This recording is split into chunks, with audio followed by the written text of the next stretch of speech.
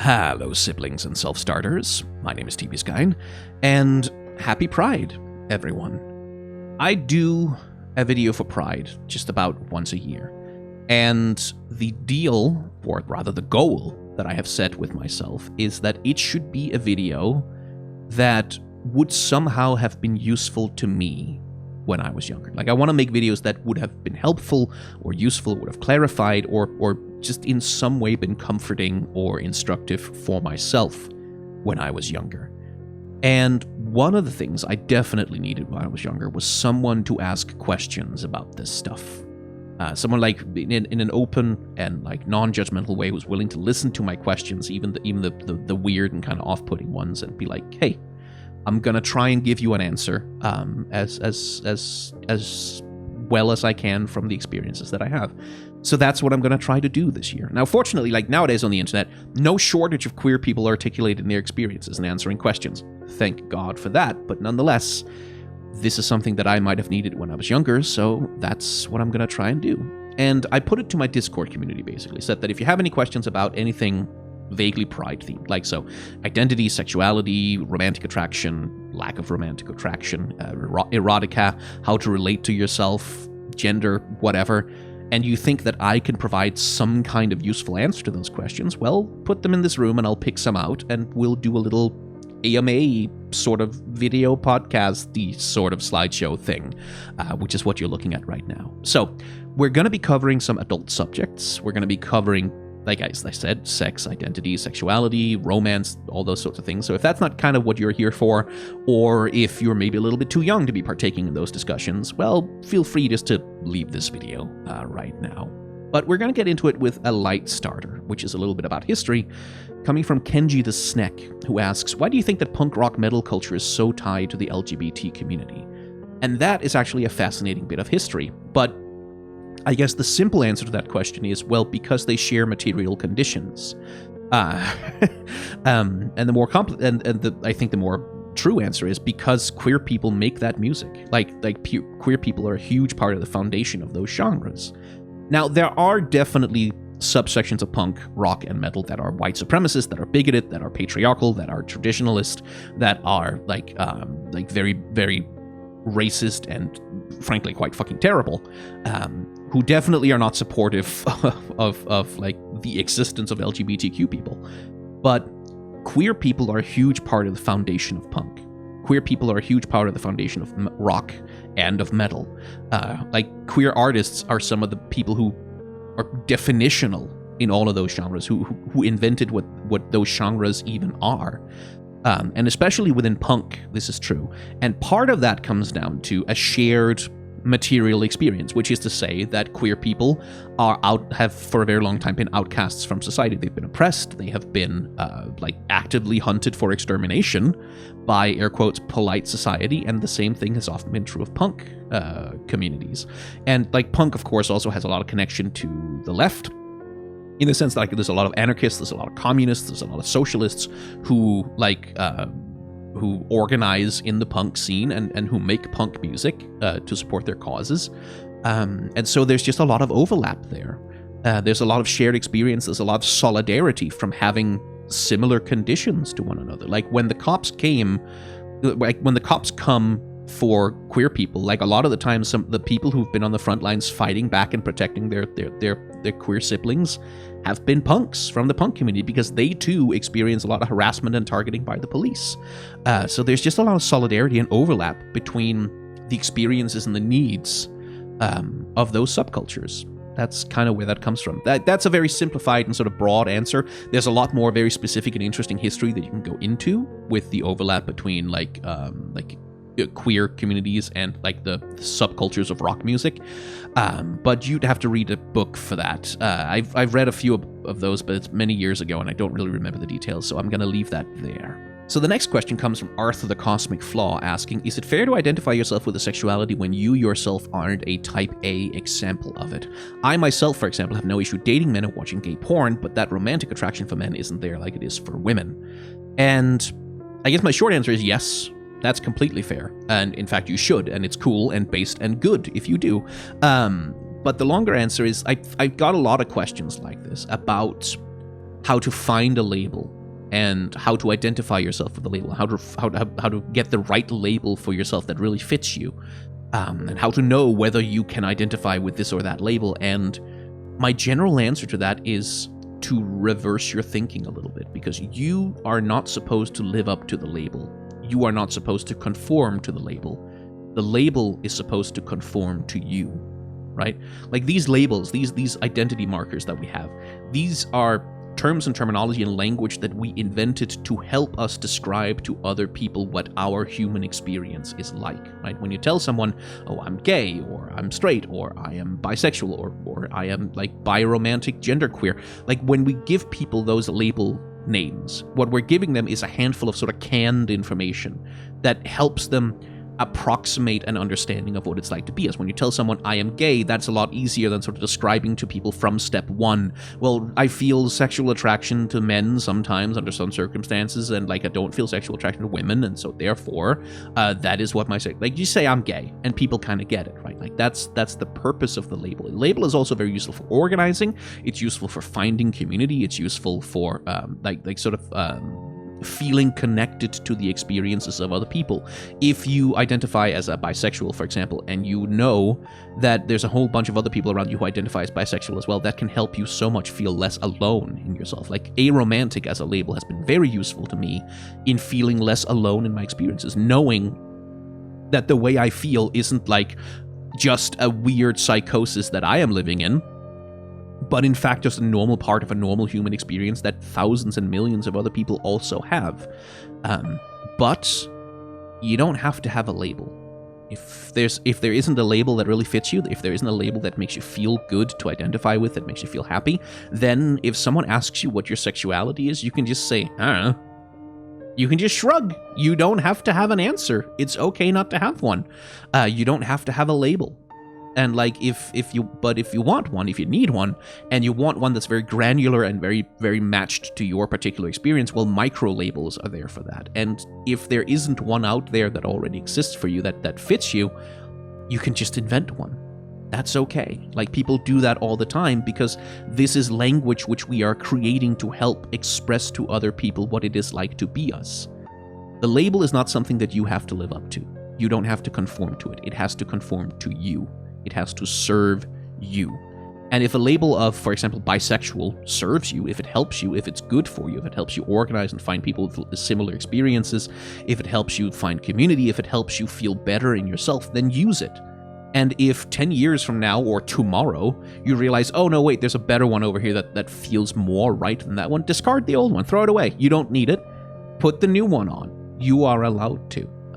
Gatekeeping of labels is one of the scourges of the queer community that happens sometimes. It is very bad because one of the things about pride is that there should be absolutely no shame connected in being honest about who you are and living your truth.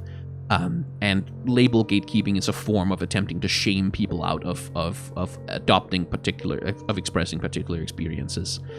So if there is a label that feels 80% correct to you, it's like, yeah, like this one's like good enough for casual conversation. Yeah, you can just use it. It is fair, and it is good, and it is based, and it is awesome, and you should do it. And the moment you don't feel like you need it anymore, the moment it's not helpful or useful to you anymore, you can just throw it away.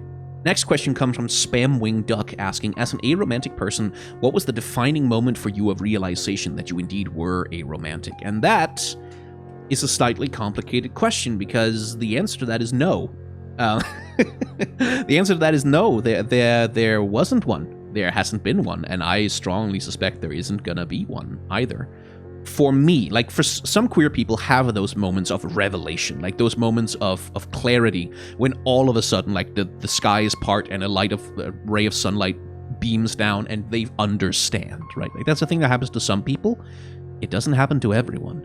And for me, like with the label of being aromantic, it's something I came to very gradually over time by sort of slowly thinking about and rethinking my experiences and looking at the labels that were available and figuring out which one suited me, which one fit me, which one expressed my experiences. But the thing is, like, I don't know that like there's 8.5 billion people on Earth. I don't know that if there is some divine force out in the universe that it hasn't crafted a soul which is a perfect match for mine, whose resonance is so beautiful and perfect and overpowering that the moment I meet them, our eyes will lock across the room, choirs of angels will sing, and I'll know that they are the one. I don't know that that won't happen, in the same way that I don't know that if I go outside tomorrow I'm going to get struck by a meteor and get killed. I don't know that for sure. There is an infinitely minuscule chance, at the very least, of that thing happening, however unlikely it might be. But, I also can't live my life like that. Like, you can't live your life going, I am assuming that someday I'm going to win the lottery, so therefore I'm going to spend all of my savings and everything I own just to buy lottery tickets forever because someday I'm going to win the lottery for sure. Like that's definitely going to happen, right? That's an insane way to live your life. And in the same way, I can't go about my life handling my relationships and my experience and the way that I interact with people and emotionally relate to them from the assumption that someday I'm going to find the right one. Like one day there's going to be one person somewhere out there who's going to be the one, and then I be romantic and happily ever after, whatever. Like, I can't live my life on that assumption. I have to live my life from like an informed perspective coming from the experiences I've had so far. And the experiences I've had so far in my life is that, yeah, no, I'm aromantic. I don't feel romantic attraction to people. I don't experience that kind of romantic love in my relationships. And so, like, I haven't had a moment of revelation. I have just come to an understanding over time, gradually, and I cannot pinpoint a moment that it happened. And you don't have to either. Like, if you're sitting around waiting for the moment of revelation and it just isn't coming to you, maybe instead of waiting for that moment of revelation, just, as we discussed in the previous answer, go look around for the labels that exist and the experiences that they describe and try one on that seems good enough and live that for a while and see if that doesn't turn out to be the right one. And if it doesn't, hey, pick a different one. Because, like, if I were to meet the one, or if I were to go out tomorrow and meet someone and, oh shit, all of a sudden I'm falling in love, even if they aren't like the one, but oh shit, this is a very strange and new experience for me. I'm feeling this romantic obsession with a person. I'm falling in love. If that happens to me, I'm gonna discard the label of aromantic because it doesn't work for me anymore, right? But even if tomorrow it won't work for me anymore, it has been working for me pretty damn well so far, and that's good enough, Which also comes into play for the next question. Mr. Laud asks, how much thought have you put into being aromantic, and how can one tell the difference between being aro and simply not finding the right one? And as I've sort of gone into already, you can't. Like, in the same way that you don't know that you're not going to win the lottery tomorrow, you can't. Like, it's very, very difficult to prove a negative. Like, this is one thing that I feel like is different about the aromantic experience, and perhaps also the asexual experience. I'd let an asexual person speak to that, but certainly the aromantic experience is that we sort of exist in the space of proving a negative, right? Like, it's like, how do you know you're aromantic? It's like, it's not the same as, like, how do you know you're gay? Well, I fell in love with a man, so that's probably a pretty strong indication, and I do not fall in love with women, so pretty strong indications that I'm gay, right? Like, if that was my experience. But for me, it's like, yeah, I just haven't fallen in love with anyone. I don't know that it'll never happen. Like, I can't know that because I can't prove a negative. So it's like, yeah, I can't tell the difference. How much thought have I put into it? Both a lot and not very much at all. In the sense of, like I described, like, it took me a long period of sort of reflecting and thinking back on my experiences and like being honest with myself and like talking to other people who are romantic and like really pressing. I had to talk to people a bunch about, like, no, hang on, what is being in love actually like? Like, explain to me what being in love is like in real terms. No exaggerations, no poetic license. Just tell me exactly what it's like physically and emotionally, and sort of realizing that, oh shit, I've never had that. It's never been there. Like, so on the one hand, I've put a lot of thought into it because it's taken a long time to get there. On the other hand, not a lot of thought at all, because, like, that label fits me. It's correct for me. And so nowadays, I don't really give it any thought most time. Like, I just sort of go about my life. I don't think about it. So yeah, a lot and not at all, and you can't tell the difference. You kind of have to make an experienced call about your own experience and like sort of be okay with the fact that sometimes life comes at you. Like sometimes things change. Sometimes you realize something new about yourself. And identity can be fluid. Like I'm aromantic today. I don't know that 50 years from now, the life experiences I've been through or some kind of hormonal change or whatever happens that doesn't make me more romantic. I don't know that, but the label works for me now. And so I don't care if I can't tell the difference. That doesn't really matter. Ridley asks, do you have any tips, thoughts to explore, things to read to help anyone find the answer of whether or not they are aromantic? For example, I, as a young man, am stuck in a maybe I just haven't met the right one to show me what these feelings are. And that's, again, like I said, I got a lot of questions along these lines. And how do you explore it? I mean, I don't know about a general answer because that's going to be different for everyone, but talk to your friends, like your friends who are romantic. Talk to them, like really get someone to sit down and talk to you. What does it feel like to be in love? What does it feel like? Like what are the physical sensations? What are the emotional sensations of being in love with someone? And then examine your memories. Examine how you feel about other people, how you relate to other people. Like, and see if that matches what the romantic people say. And if you find that it doesn't, if you find that your experience simply isn't like that, well, look into the labels. Like maybe a gray aromantic label, demi-romantic. Maybe that's kind of where you are. Maybe you are fully aromantic. Find a label that suits you well enough and then try it out for a while. See if it's comfortable. And if it is comfortable, if it feels right, hey, congratulations, you got to a nice place. But also, be okay with the doubt. Like, certainly in my experience, being aromantic is not an experience of absolute certainty. It is more finding something and a way of being that suits you and feeling comfortable in it.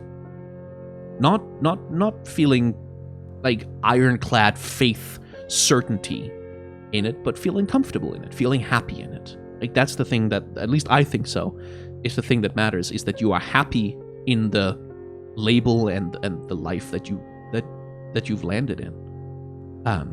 So like being a young man, like it's easy to think that, oh yeah, I'm young, I'm still like, and a lot of people will tell you this, oh, you're young, like you're still going through phases and changes, and like it's like, if aromantic works for you now, just use it. And like maybe tomorrow you find out that you are gay or biromantic or like that you are only attracted to non-binary people or whatever. Like maybe that happens, but if right now you feel like I have never been in love, like my experiences don't match what it's like to be in love, I don't experience that kind of relationship to other people, then say that you're aromantic and stay with us for a while and see if it's comfortable, see if it makes you happy.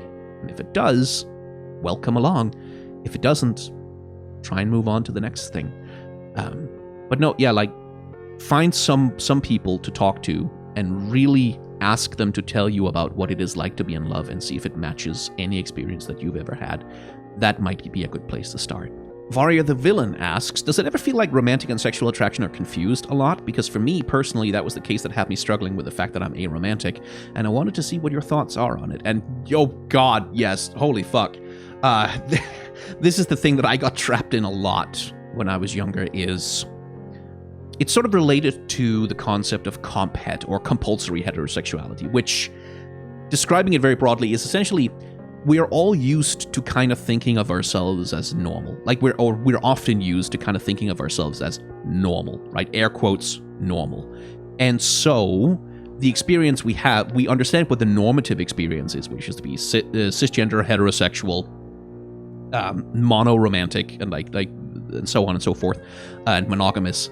And so we just kind of assume that, okay, the feeling that I have because I am normal, because I live up to the normative ideal, whatever feelings I have, that's what that is like, right? So I went around thinking like, I have a sexual attraction to that person and therefore I am in love with them, because those two feelings are the same thing, because I am definitely romantic, I am allo-romantic, I am normal, so whatever attraction I feel, no matter what it is, that must be what romantic attraction is like, right?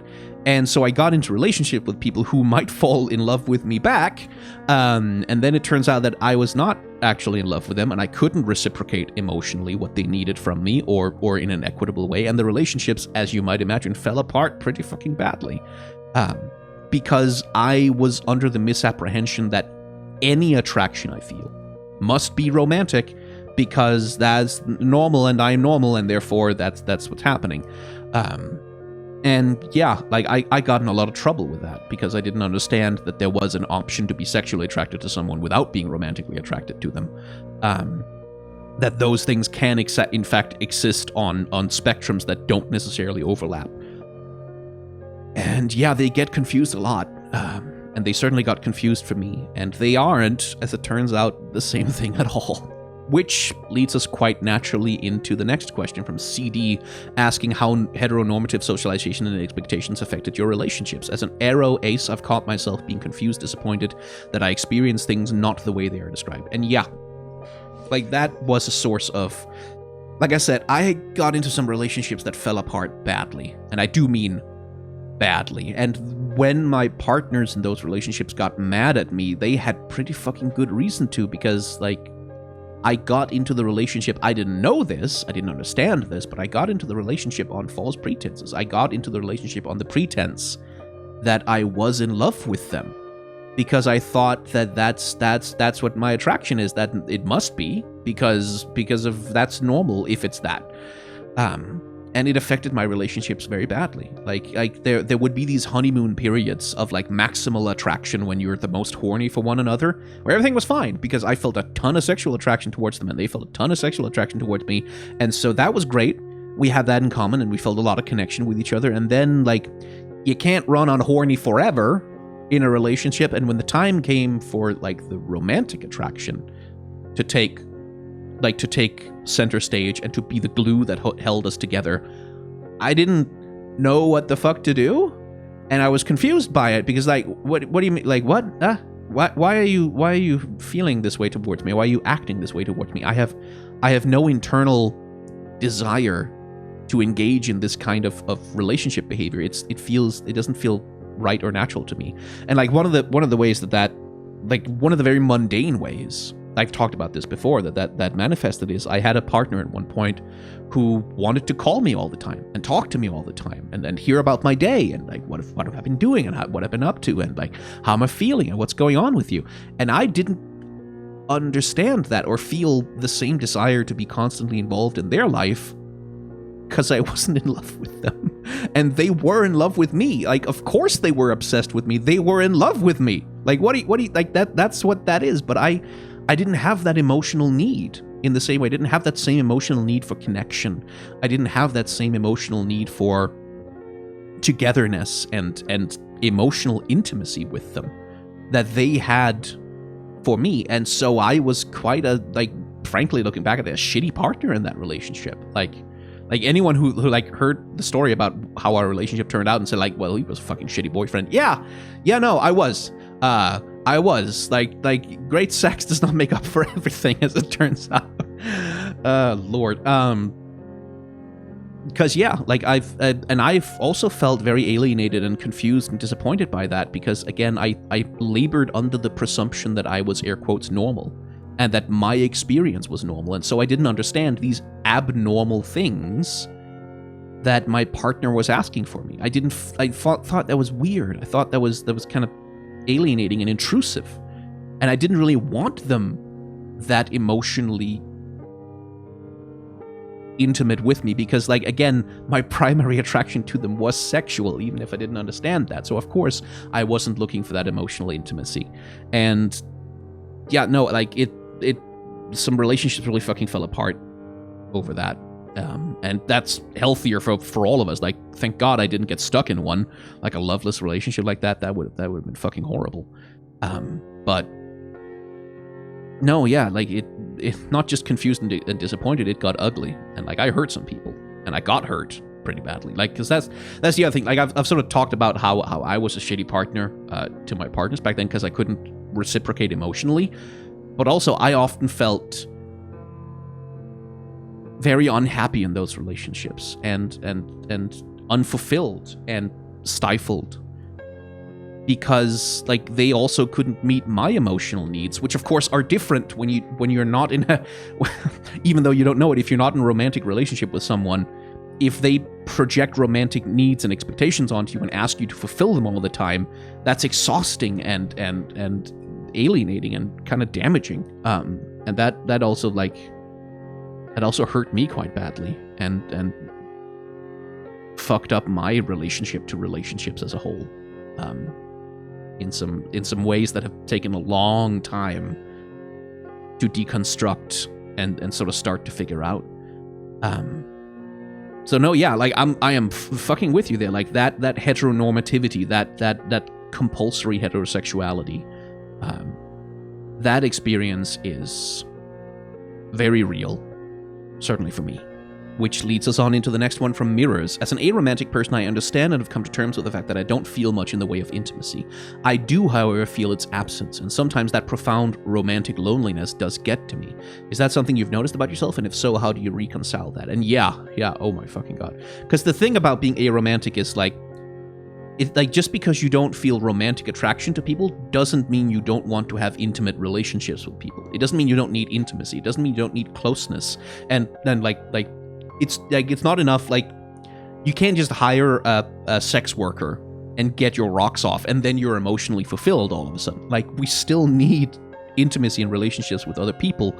And then one of the big questions for an aromantic person is, how the fuck do you get that outside of the bounds of a romantic relationship, which is where so many people, and which is where like so much like allo-romantic and allo-sexual culture is like, that's kind of normal in our culture, is that, oh, your emotional needs, especially if you're a fucking man, I will say, your emotional needs, well, those should be met by your romantic partner, because they are like, till death do you part, through thick or thin. Like, this is your best friend, this is the person upon which you dump all of your emotional baggage. And this is something that, like, for a lot of like heterosexual couples is a huge issue, because especially men in sort of like who are sort of stuck a little bit in toxic masculinity are taught that they are not allowed to have any other emotional outlet than their partner.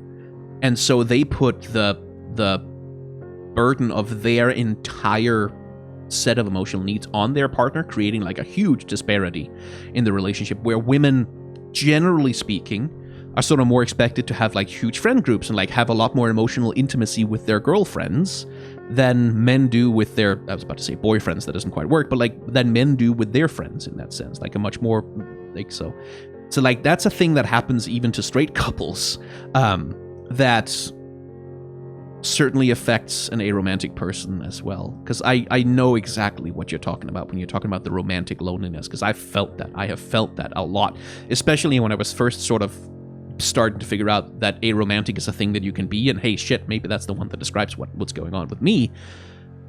I felt very alienated and lonely. Like, I didn't know, like, I knew how to get laid, you know, that's not that hard, but how do I get a relationship with someone where I get to have not just fuck them, but like have intimacy with them? Because like, I like to cuddle on a couch sometimes. Like, I like to be the little spoon on occasion. I like having like having deep emotional connections with people, just like not in a romantic context. So how do you find that? Well, you kind of, at least in my experience, is you have to step outside of like the nuclear family sort of heteronormative ideal, and you have to get into queer communities where queer platonic relationships exist, for example, where there is a more complex understanding of the vagaries of romantic and sexual attraction. Like polycules, for example, can be a place where you might be able to find someone with whom you can be a sexual partner, and have some emotional intimacy where you're not necessarily expected to be a romantic partner in the same way, because like at least functional and like well balanced poly people, polyromantic and polyamorous people, have like that more complex understanding of like the intersections and the gradations of sexual and romantic attraction, and like the ways that relationships can be complicated and multifaceted in a way that heteronormative society kind of doesn't, right? But how do you like? And I don't really have a better answer than that. Than like get with some queer people, and find some queer people who have like an understanding of like the complexities of romantic and sexual attraction, and you might find someone there who can be a partner to you in the ways that you need that aren't defined by this cultural singular focus on only the romantic. Because yeah, that shit is hard. That shit is very, very lonely. When you feel like someone who cannot ever have any kind of a relationship with anyone because everyone else is romantic and the people who aren't are aromantic, and they don't want that kind of emotional experience and intimacy. And which, by the way, other aromantic people, sometimes quite good partners for aromantic people, because we often share that experience of knowing the kind of intimacy we want and the conditions and boundaries for that intimacy without getting sucked into catching feelings for one another, you know? So, yeah, no, but like, fuck, yeah, that loneliness is so real, and it's really hard to deal with. I have definitely been there. Which sort of leads into the question from Little Pear. Do you find that people don't get you being aromantic, especially being aromantic and not ace, or don't seem to get it in general? Have you tried to explain it to people before? How do you go about that? Do you bother at all? And does it change depending on who you're talking to? And the answer to all of those is like, yeah, like I regularly get misidentified. Like, this is like, people will sort of occasionally, even people who are being very nice and supportive will sort of go, oh yeah, TV Sky, he's an Arrow Ace content creator, and I kind of have to go, hang on, no, wait. One of those things is true. The other one, not so much. Like, people often misidentify me as both aromantic and ace, because those two things often go together. It's like an understandable mistake to make, but that does happen a bunch, and it's quite annoying. But like, no, yeah, like, aromantic is like, it took me a hell of a long time to accept that such a thing is even possible, right? Like, it took me a long time to go, no, wait, like, romance isn't a foundational, unshakable, unmovable, like, basic part of the human experience. You can actually be human without feeling romantic. Like, that is a thing which is possible? What? Like, I didn't know that.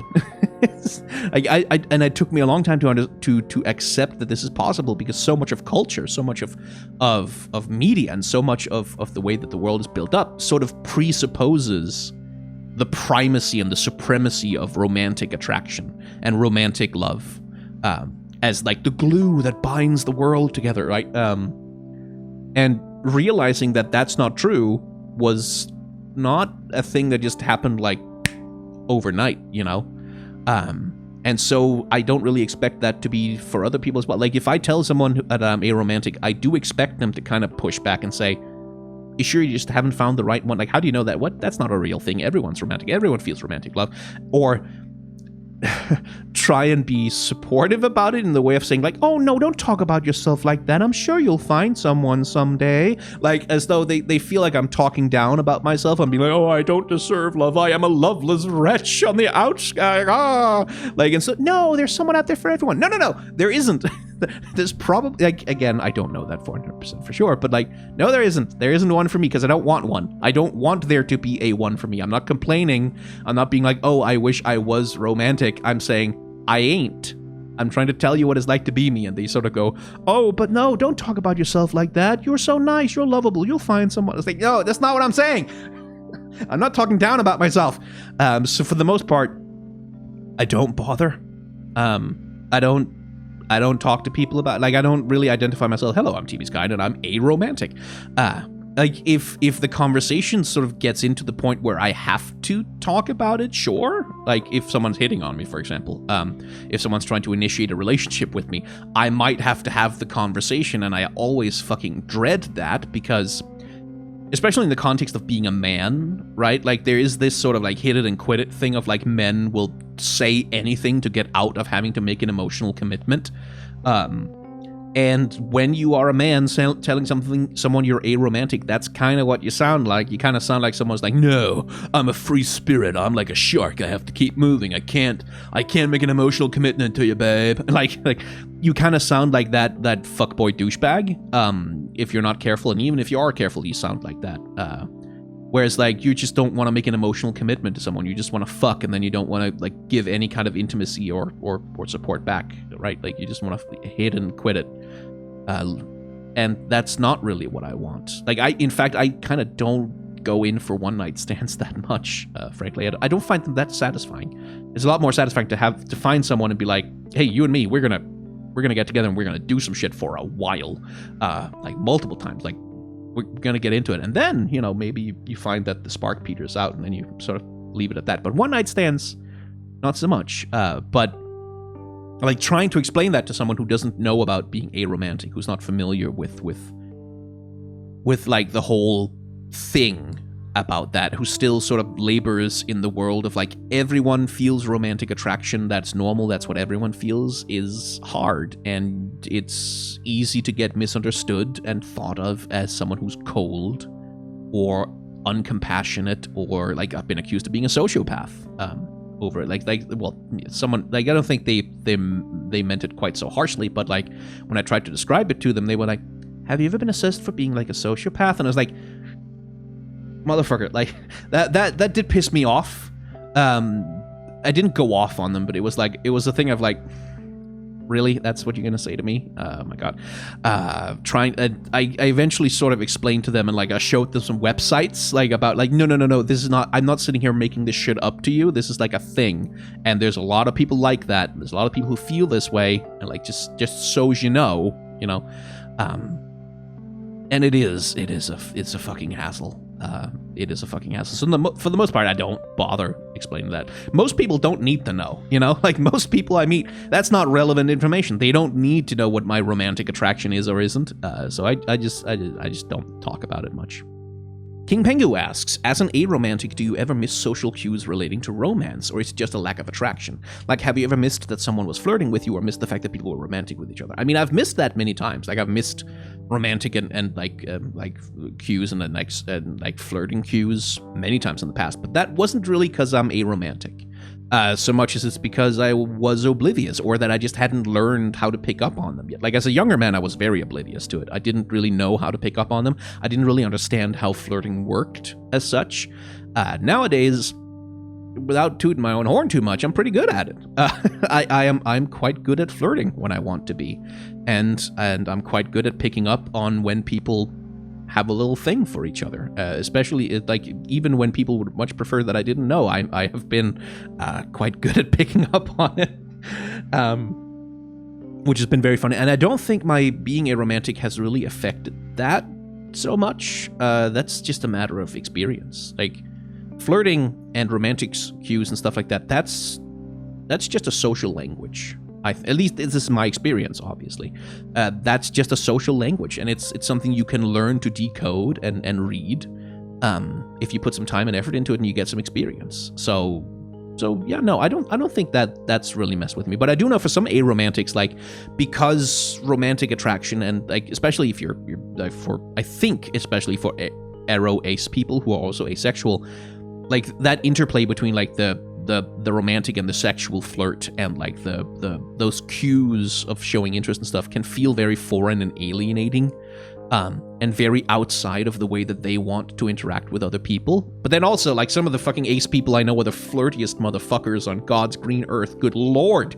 Some of the horniest people too sometimes. Not all of them, but just occasionally. Wow. Because the human experience is wide and varied and wild. So no, I don't feel like being aromantic has really, at least for me, affected that.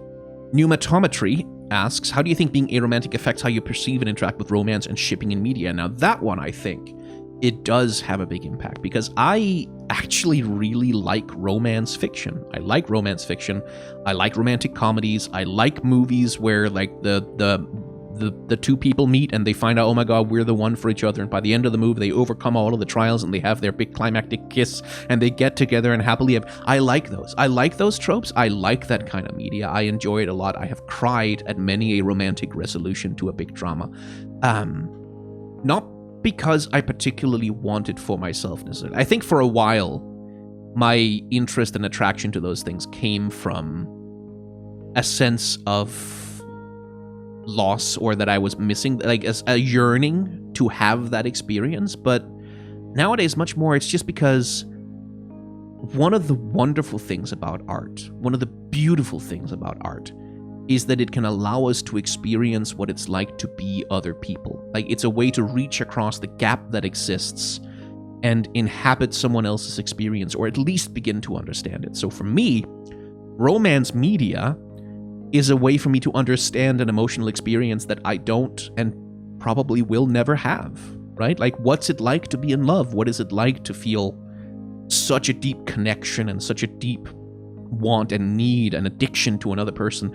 I don't know what that's like, but through books, through movies, through songs, through poetry, I can get like a hint of that. I can feel a little bit of what it's like to live that way, and what it's like to see the world that way, and what it's like to be in the world that way. And that is so fucking cool. Like, that has helped me. Like being aromantic can feel very alienating from people who are alloromantic, like who do feel romantic attraction. It can feel very alienating. You can feel very distant from them. Like, you don't really understand what their experiences are like, or why these things matter to them so much. And art and media and poetry and songs and music, all of that can help bridge that divide, bridge that gap, and bring you into that. Like, none of it makes me romantic, but it lets me know what it's like to be them, so that I can understand and sympathize with their experiences. Kind of wish that it went the other way more often than it does also, but, you know, beggars can't be choosers, and I do love me a good love story. So yeah, no, that it definitely affects the way I see it in media. And like, it's also one of the reasons why I'm so positive about shipping. Like, I think, yeah, fuck it, ship the characters, do it.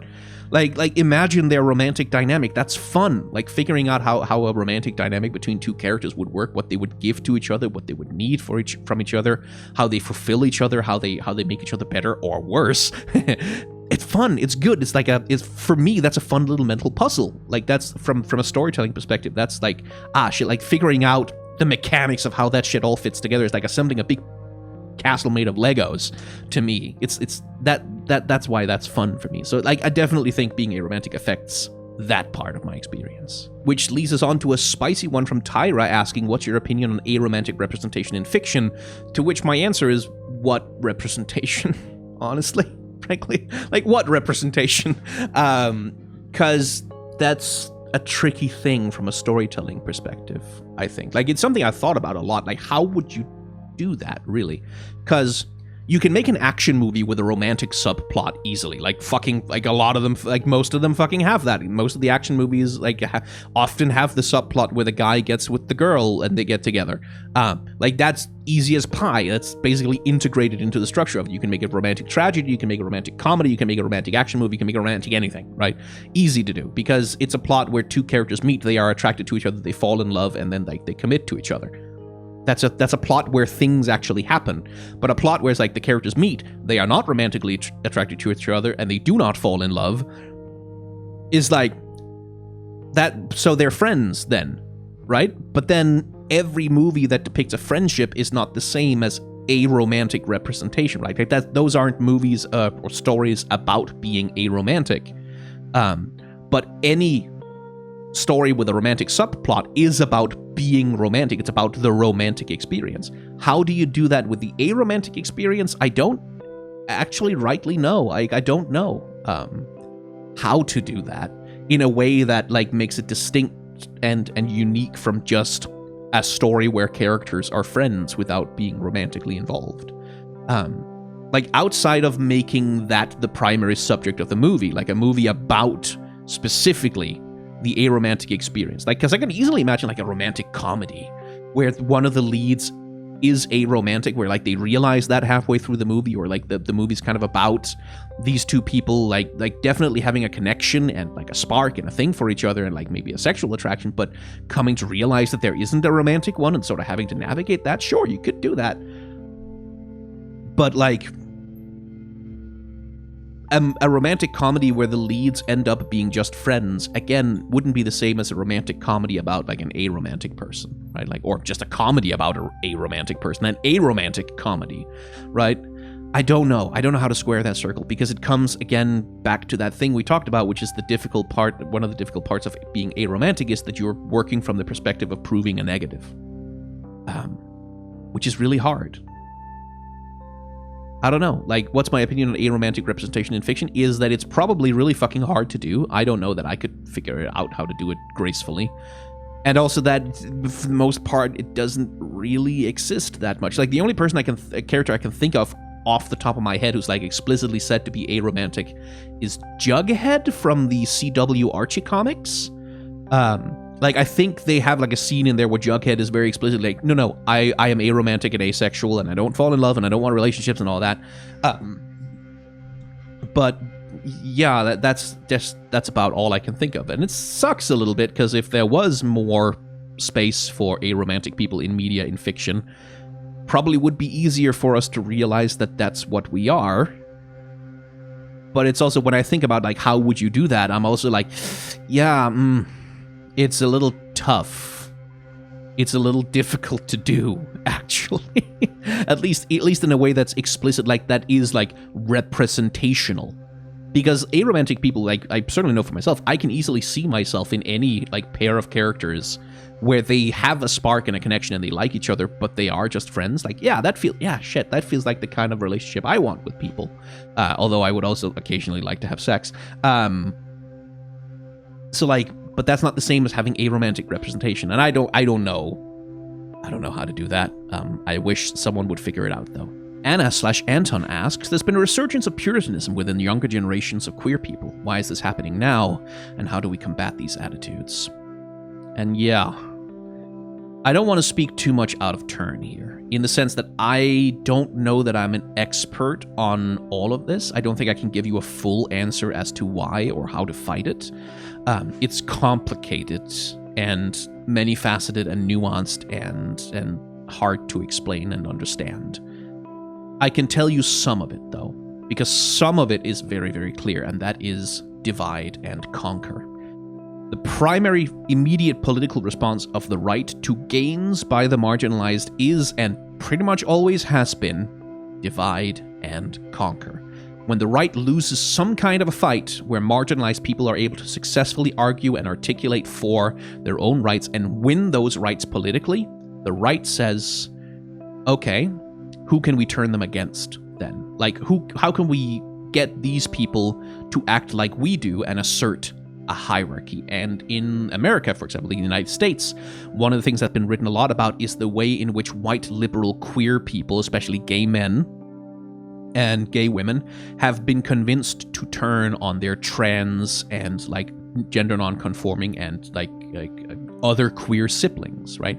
That is part of the fight that's happening right now in the United States about trans rights. That's where you get TERFs from.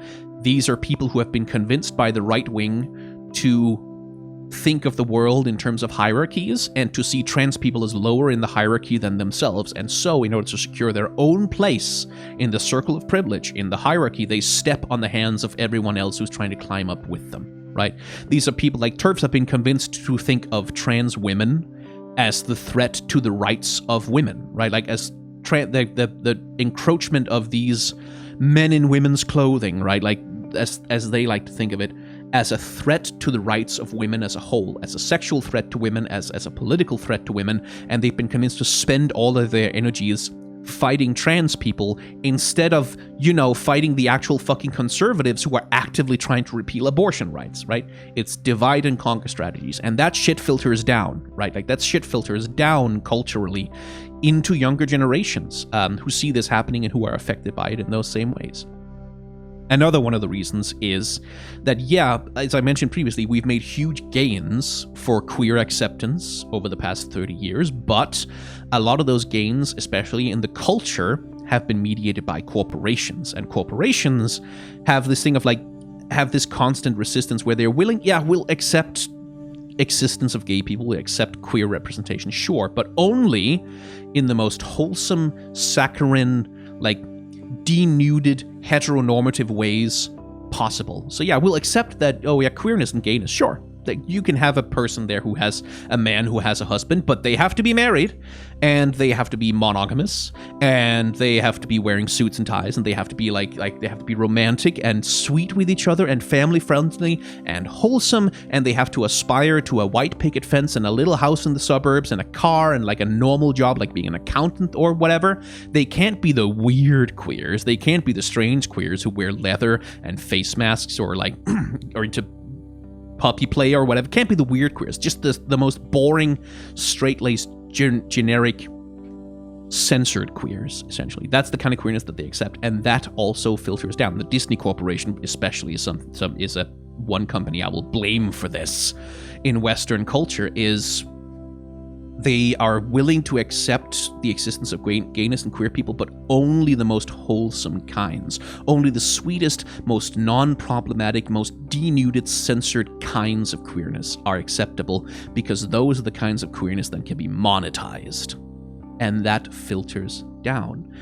And like, also, much of the internet is American, and much queer organizing happens online. And American culture as a whole is massively Puritan, radically, insanely Puritan, just wildly fucking Puritan in its attitudes. Like, sex and sexuality is inherently considered filthy, lascivious, like base, animalistic, like crude, and like of less validity and value than all other kinds of human experience across American culture in general. Like, it is shamed, and it is identified by like a culture of degradation and hatred, and that filters down as well into like because I remember this, and this is sort of like old head, like Tumblr in ye olden days, when it was like a hub of like rising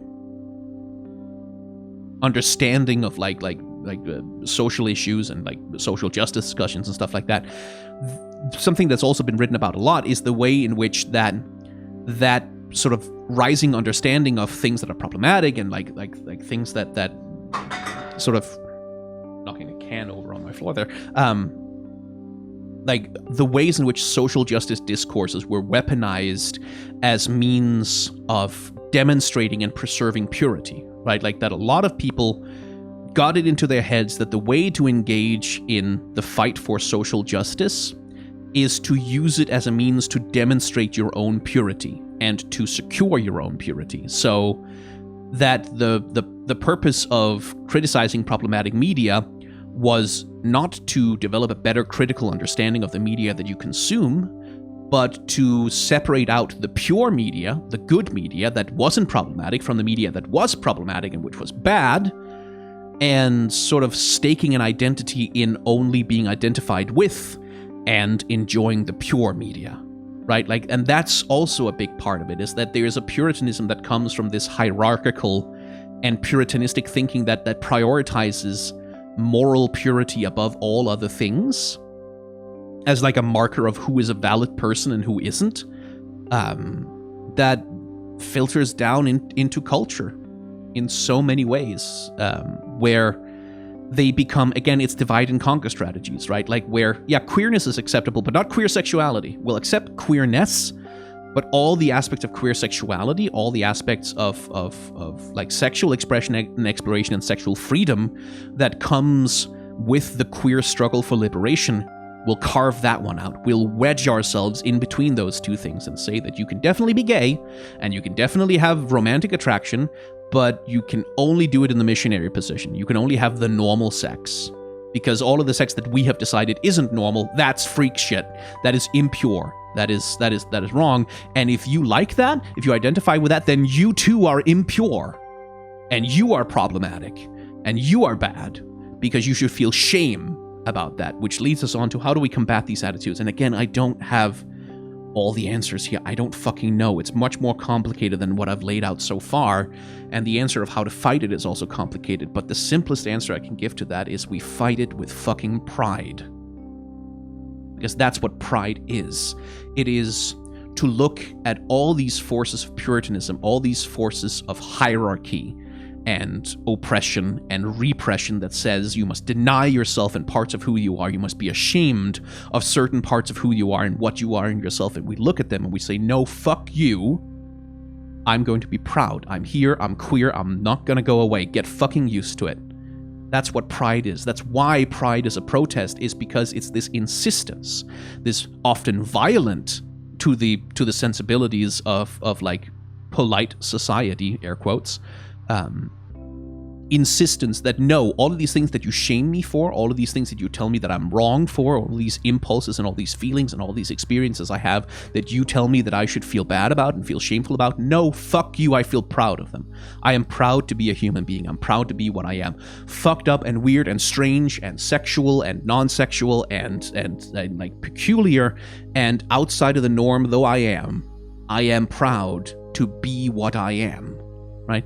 I am what I am. I was born this way. All of these things, all of these slogans and things that we shout and chant, that's what that means. It is a rejection of shame. And so much of Puritanism and so much of especially like anti-sexual Puritanism is about that. It's about shame. It's about feeling shame for who you are and what you feel and what it's like to be you. And wishing to be anything other than you are. So how do we fight it? We fight it with pride. I know that was very long and rambly and unstructured, but as I said, I don't know everything about this. I don't have all of the answers, but so much of it comes from divide and conquer strategies. It's an intentional strategy used by the people who hate us the most. And the way that we fight it is the same way that we always have, by insisting that we are proud of who we are. Oder Bruder. As an aro person, I always get a little disappointed when people headcanon characters as ace, and it always ends up being the, big quotes here, psycho characters who could never care for anyone except themselves. I mean, I know what you mean there, just don't like that term much. That's why I'm kind of glad you also see the ace in action. Are there any other characters you would say would make this a productive representation? I tend to find ace aro representation very difficult, since unless the topic of sex specifically is brought up, we kind of tend to just blend in, if that makes sense. And I mean, yeah, we talked about this. Like, it is... Asexuality and aromanticism are experiences that are largely defined by the absence of something, right? Like by the fact that we don't feel certain kinds of attraction, that we don't have certain kinds of feelings and urges.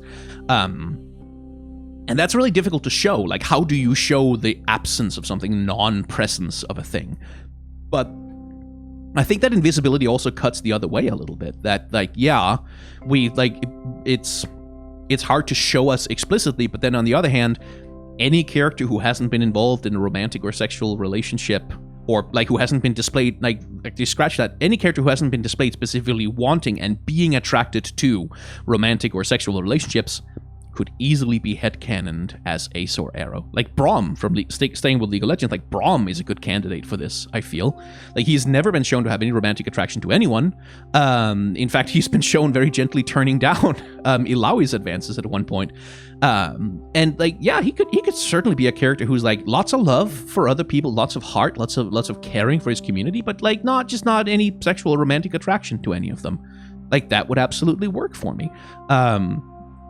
There's no reason why they couldn't. And that's sort of the tack I take, like, in terms of when you're talking about productive representation. It's like, I like it when characters who you would not expect to be aromantic or asexual are aromantic or asexual, just because that kind of makes the point of, like, it's not because there's something, like, people who are otherwise, large air quotes here, normal, can also be aro or ace. Like, that's not something that's exclusive to people who are damaged or people who are evil or whatever. It's just a thing that people can be, right? Like, it's just a thing. Like, again, League of Legends, Gwen, for example. I think Gwen makes sense as a hyper-romantic character, but maybe she's also ace, right? Like, maybe, like, the part of that she wants, the part of that speaks to her soul, is the romantic attraction to people, romantic attraction to things, but no sexual attraction. Like that would make sense for me. That would be fun and interesting, right? And the other way around as well. I would like to have a character who has lots of sexual attraction to lots of things, but no romantic attraction, but who isn't like a heartbreaker or a scoundrel or a cheater or someone who like goes around and like someone who is like really upstanding and nice and good in that sort of traditional romantic hero sense, but who just doesn't have a romantic attraction, but who's perfectly willing to have sex with people if they feel a spark, right? Like, that to me, I think would be cool. And like, in terms of what you mean by productive representation, that's something I think would move the needle a little bit on the idea of getting the world used to the idea that asexual and aromantic doesn't have to mean you're a slut or that you are a prude, right? Like, it doesn't have to mean either of those things. So, yeah, I do like Braum, especially as I will also say it's problematic, but I also have an affection for the idea of Draven as asexual and aromantic, specifically like because Draven just seems like he has so much other shit that he's like more interested in. Like, he likes being the champion, he likes being adored by the people, he likes being worshipped, he likes being the center of attention, but then he doesn't want a really, like, I like the idea of Draven as someone who will have like a beautiful girl and boy on his arm and be like, yes, these two worship at the temple of Draven. But then the moment the audience isn't there to see him being like fawned over by these beautiful people, he'll just like, yeah, now go away, I have to prepare for my next match. Like, he just doesn't care about it. He has to have no interest in like a sexual or romantic relationship. He just wants people to adore him. Right? Like, I like that. And again, that's a little bit in the camp of like, oh, this is the guy who's like fucked up and narcissistic, and that's why he's ace or aro, but I still think that's kind of fun and charming, because sometimes problematic representation is just kind of fun, even if it's not the most, air quotes, productive. Okay, a question from a wild ace appeared. On the topic of bisexuality, is there any way to know for sure without, well, trying both genders, for want of a better way to phrase it? I've wondered for some time if I am, but I've also been worried that I might come off as a poser or doing it for attention, considering that I'm sure I like ladies, but my thoughts on dudes are more complicated. So is there a way to make this easier to figure out? I mean, one thing I will say is that every like, a lot of the, well, not every bisexual, but a lot of the bisexuals I've met have been like, I'm attracted to all women and like very specific guys, like just like a small subset of dudes who I also find attractive, and then like 90% of dudes I do not want anything to do with. Like, that's normal, that's very common as part of the experience of bisexuality, so I wouldn't worry about that so much. But also kind of goes back to what we talked about earlier with labels, right? Like, the label is there to serve you. The label is there to conform to you, right? Not the other way around.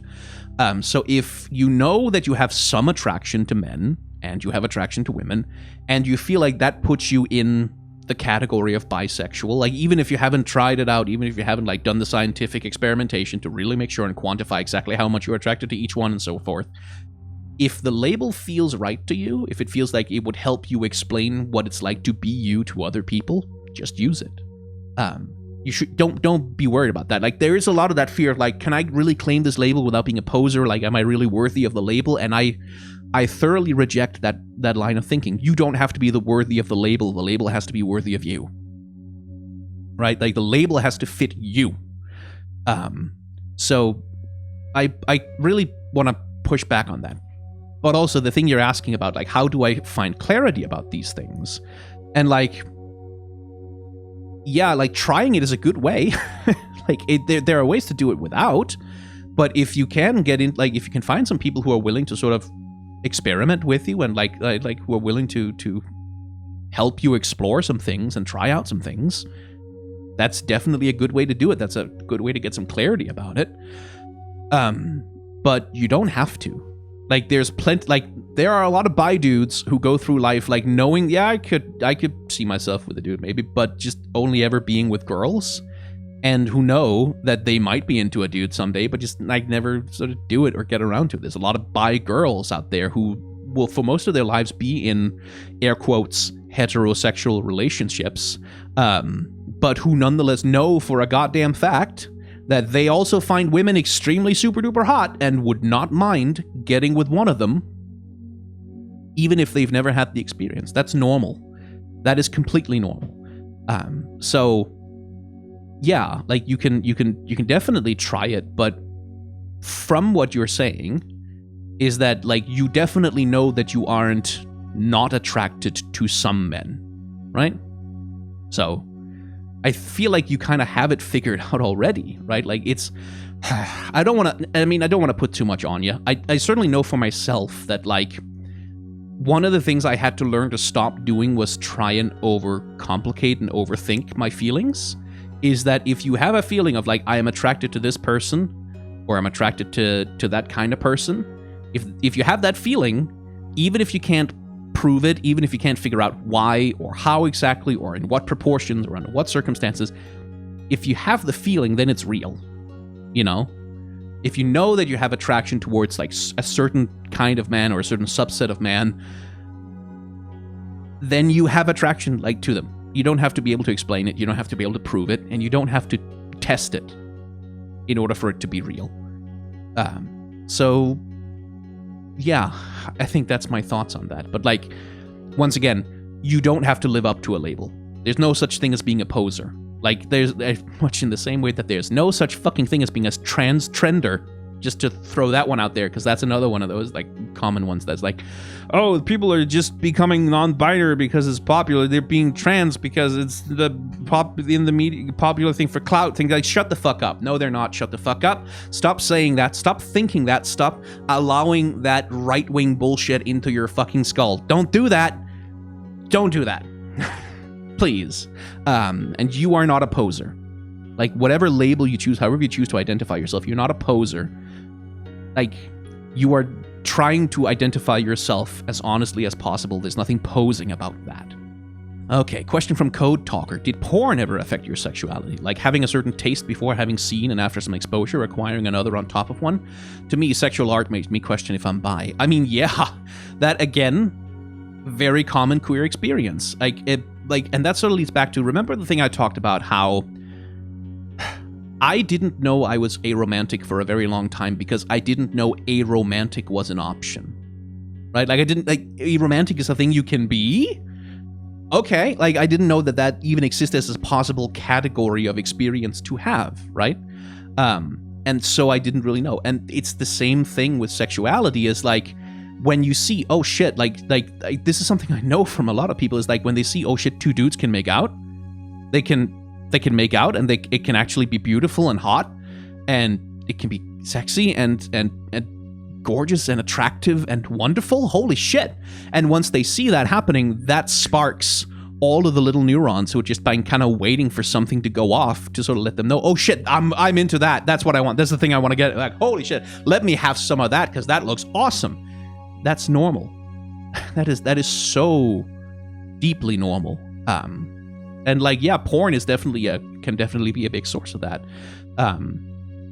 Of like finding, and this also applies to kinks, like finding an artist who likes the same things you do, even if you don't realize that you like them yet, and this comes back to the thing I talked about, like as a romantic person, I really like romance fiction because it allows me to inhabit another person's experience for a bit and understand them.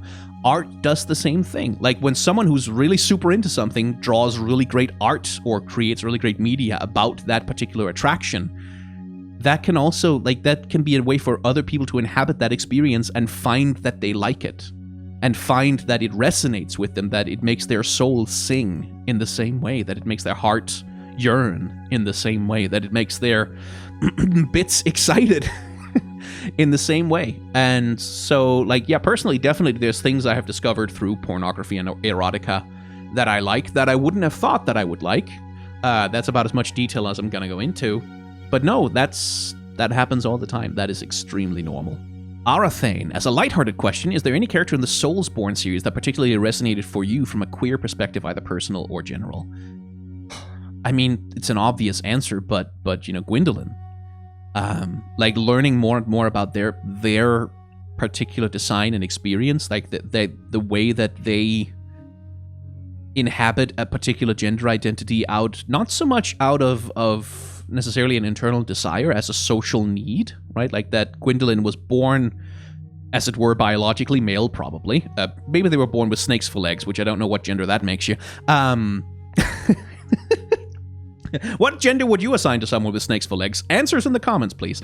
But that they were born, as it were, male, but were raised as a girl because that's the social role they were needed to inhabit in the reign of King Gwyn.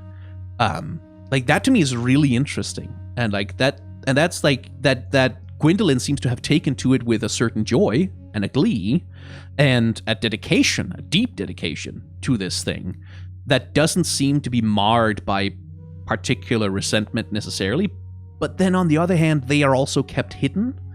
Gwyndolin also resides in this dark hidden crypt from which they are the shadow general of the fallen empire, ruling through this projected image of the perfect woman, like of an idealized, very large and very well endowed, gorgeous sexualized woman. Is also, there's some shit in there about like Gwyndolin is supposed to be a woman, as it were. Like Gwyndolin is socially expected to act the role of a female priestess, but doesn't want to appear personally as the last god in Anor Londo, and so uses a projection of this hyper-idealized woman instead to stand in for themselves. Is like, that stuff where like, holy shit, you can think about the psychology of that forever, about like, what does Gwyndolin feel about their own gender? Like, why do they make the choices that they do about their presentation and the way that they live? Like, are they motivated by, like, are they marred by deep shame about their inadequacy in the role of a woman so that they use this false projection? Or,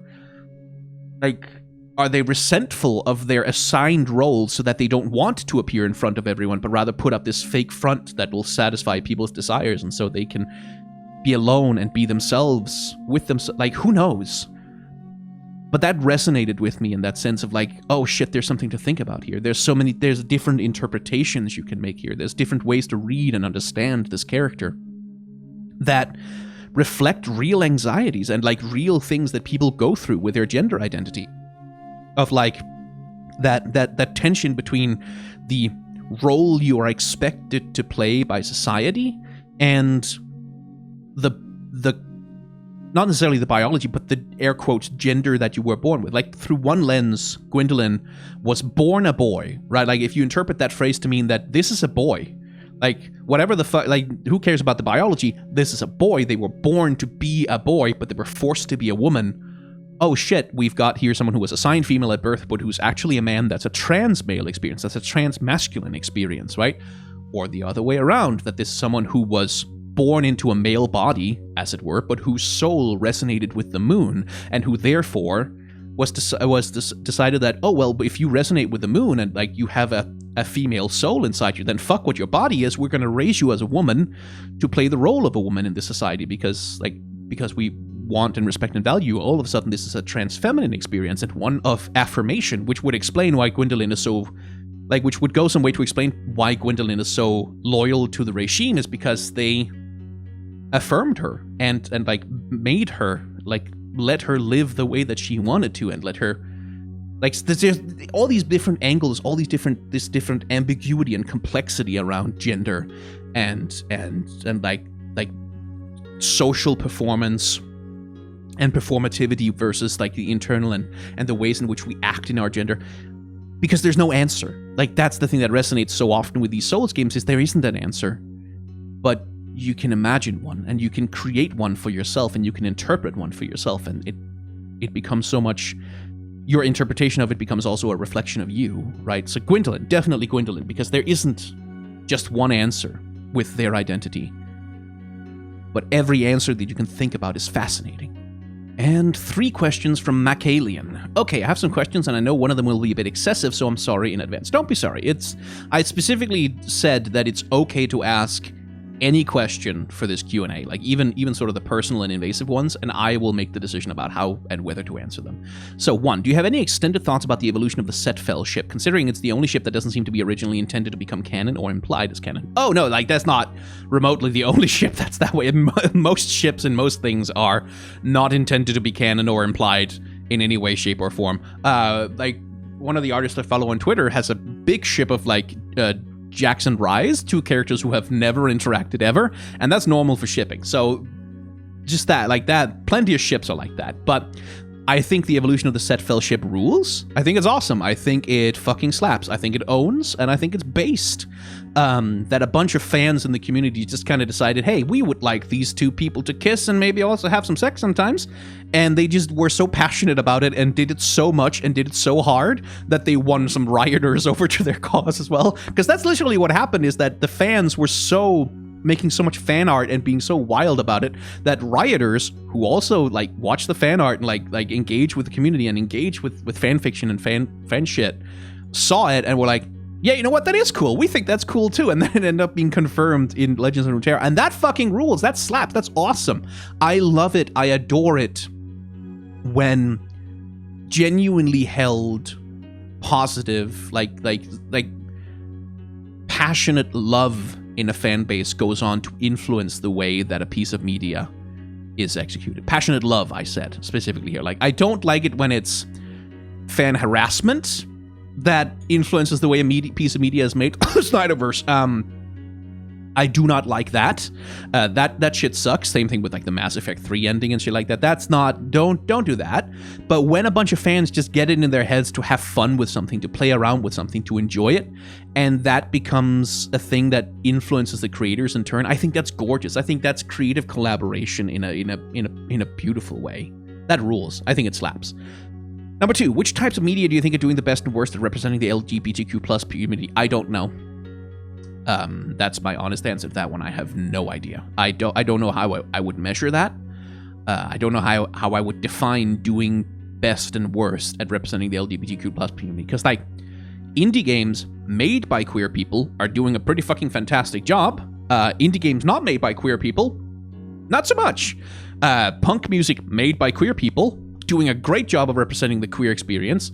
Punk music made by white supremacists, not so fucking much, right? So, like, I don't know that there's a type of media that's doing better or worse at that. Like, I think probably the easiest place to find a lot of queer representation might be in the publishing world, like literature, books. I think, and this is like not something I know for sure, but this is my impression, is that as an industry, that industry has a lot more freedom to publish queer content in the markets that they serve, because it has the ability to serve more marginal audiences. So like, maybe it's easier and better there. I don't know, but I don't know enough about every type of media on Earth to be able to begin to answer that question. Number 3, you said you're aro but not ace. Considering how many sexual people, that sounds weird to say, there are in your community. Yeah, allosexual, you can say, instead of just sexual. Why do you keep your sexual orientation a secret? I don't keep it a secret. Like, if you go out in someday and you're wearing pants, are you keeping your shins a secret? I don't think you are. You're just wearing pants, right? Like, you've got pants on because you don't want to be cold or because you like the way the pants look. But your objective in putting pants on isn't to hide the truth of your shins from people, right? And people don't come up to you and go, hey, hang on, why are you hiding your shins? Why aren't you wearing shorts? So I don't hide my sexual identity. I don't keep it a secret. There's nothing secret about it whatsoever. I just don't talk about it. And I've decided that I don't really feel like it's people's business. But it's not a secret. Much in the same way, like, my face isn't a secret either. Like, if you really care, if for whatever fucking reason it matters to you, you can Google it and it'll come up. I've checked. Not hard to find at all. But I don't show my face on camera because I prefer not to. Because I just think it's easier and more fun to make videos without myself on camera. I like it better. It fits my style. So I don't keep my sexual orientation a secret. If anyone wants to know my sexual orientation, like, meet me for a drink and a movie and let's see where the night takes us. Like, you'll find out. But it's not a secret. I just don't talk about it. I don't have any reason to. That's all.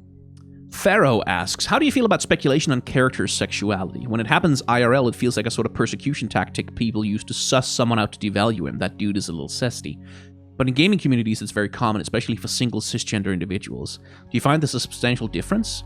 I think when you say characters, I assume you mean personalities, because like there's a very big difference between speculating on the sexuality of a fictional character, which is basically always kind of fine because you can't hurt them, they're not real, and publicly speculating about a real person's sexuality. Because like, if someone has decided not to share that with you, then there's probably a reason to, and like, people have the right to manage their own coming out, right? Like, and that's pretty much regardless of what their sexuality is. It's like, you don't have the right to out someone ever, right?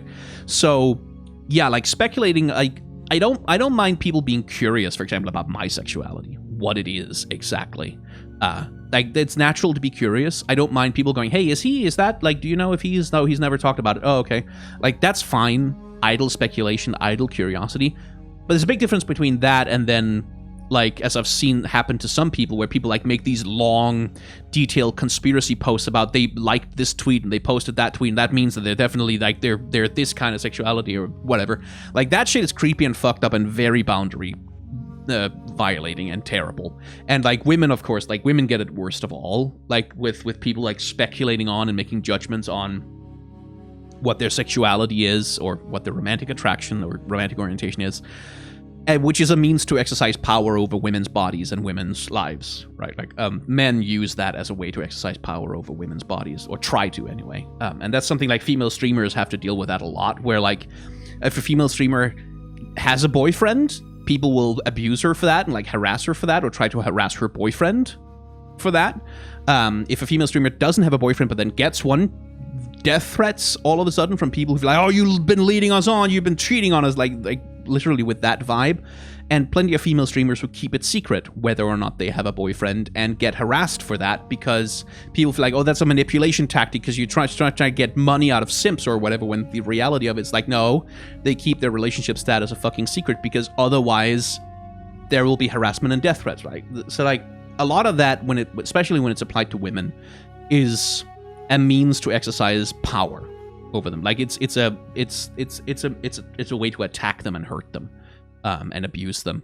And when like in a similar way, when people speculate about whether a dude is gay, like things have changed since the 90s when people just threw the F slur around like fucking casually. And like good lord, the number of times I was accused of being gay, not by anyone who had any reason to think so or gave a shit if I was, but because calling someone gay was a way to degrade them, is like, it's been a fucking lot, man. And that's still how it's used nowadays. Like, that's still oftentimes like the public loud speculation about like, oh, this guy is gay, this guy is an homo, is a means to exercise power. It's a means to degrade them, to disrespect their boundaries, and to dehumanize them. Right? Like, it's used in those ways, and that fucking sucks, and it's creepy, and it's shitty, and people shouldn't do it. People should stop doing it, and if you see your friends doing it, maybe you should call them out about it actually a little bit, or call them in, rather. Not make a big public call-out post, but like talk to them about that and say, hey, maybe don't fucking do that, actually, because it's shitty and it sucks. It's not a good thing to do. It's like, people will tell you if they feel like you should know, if they want you to know, and you have to respect that, ultimately. Like, people have a right to their own coming out. Nobody should be outed. That's just not on. That's not okay. From Hades Himbo, when we do get LGBT characters in the world of Runeterra, Legends of Runeterra, League, Arcane, etc., are there any characters who stand out as making particularly excellent examples of making character identity part of their narrative? So the premise of the question bugs me a little bit, because like there's this thing that happens, right? Like when it comes to the question of like, oh, we need to do representation for this character, it's like, oh, but it needs to be an important part of their character that they are gay, or that they are lesbian, or that they are non-binary. It needs to be an important part of the character of their story. It needs to be like an integrated part. It needs to be sort of an important thematic part of the character. Like, there needs to be some kind of justification in the story, in the lore. It needs to have some kind of narrative function that the character is X sexuality, X identity, or whatever. And that is a standard that's never applied to straight cis people. Like, there's never any, like, no one has ever in the history of fucking forever had a discussion about, yeah, but like, what does it mean that this character is straight? Like, what does it really mean that they are cisgender? What does that mean for the narrative? What does that mean for the stuff? Like, is that really an important part of their character? Does it matter something for the story? And this is something like, even well-meaning people can sometimes get this wrong. This thing of like, oh yeah, we're definitely going to do gay representation, but we want to do it right, you know? Like, we want to really like dig into and make the fact that this character is gay the central, most important part of their character. Like, we want to make this character all about it. Like, just fucking build everything about this character around the fact that they're gay. And it's a little dehumanizing. Like, it is very much, it is kind of where tokenism kind of sometimes comes from, which is when you have a character whose purpose is to be super gay in the story, and that's kind of it. That can often be kind of shitty and objectifying and kind of dehumanizing. for characters, like when they're treated that way. So I sort of quibble a little bit with the premise of like making their identity part of their narrative. Is like, is that really the goal? Is that really where we come from? Because like you can definitely tell stories where the fact of the character's queerness is super important and it fucking matters. The Matrix is a good example of this, because the Matrix is inherently transgender and incredibly queer, probably also kind of lesbian. See my buddy Aeronox video for more information about that. Just wanted to get that in there to just in case like a transphobe makes it this far and want to piss them off.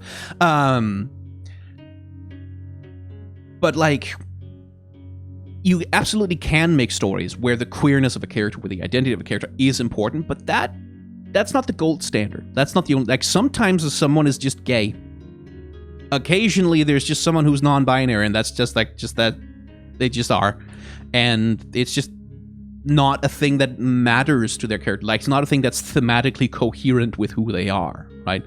Like one criticism, for example, is that like, a temptation is when you have a non-binary or gender fluid character, right? Like a gender fluid character, someone who doesn't have like just one gender, but who like flows freely between multiple gender identities. Let them be a shapeshifter. Let them be a trickster. Let them be like a deceiver or a spy who, because of they are good at swatching between identities, like and that's a thing of like, oh yeah, that's thematically coherent. That like a character who naturally feels an ability to swap between different identities would be a good spy. But also like that also creates the trope that non-binary or gender fluid people are like deceptive.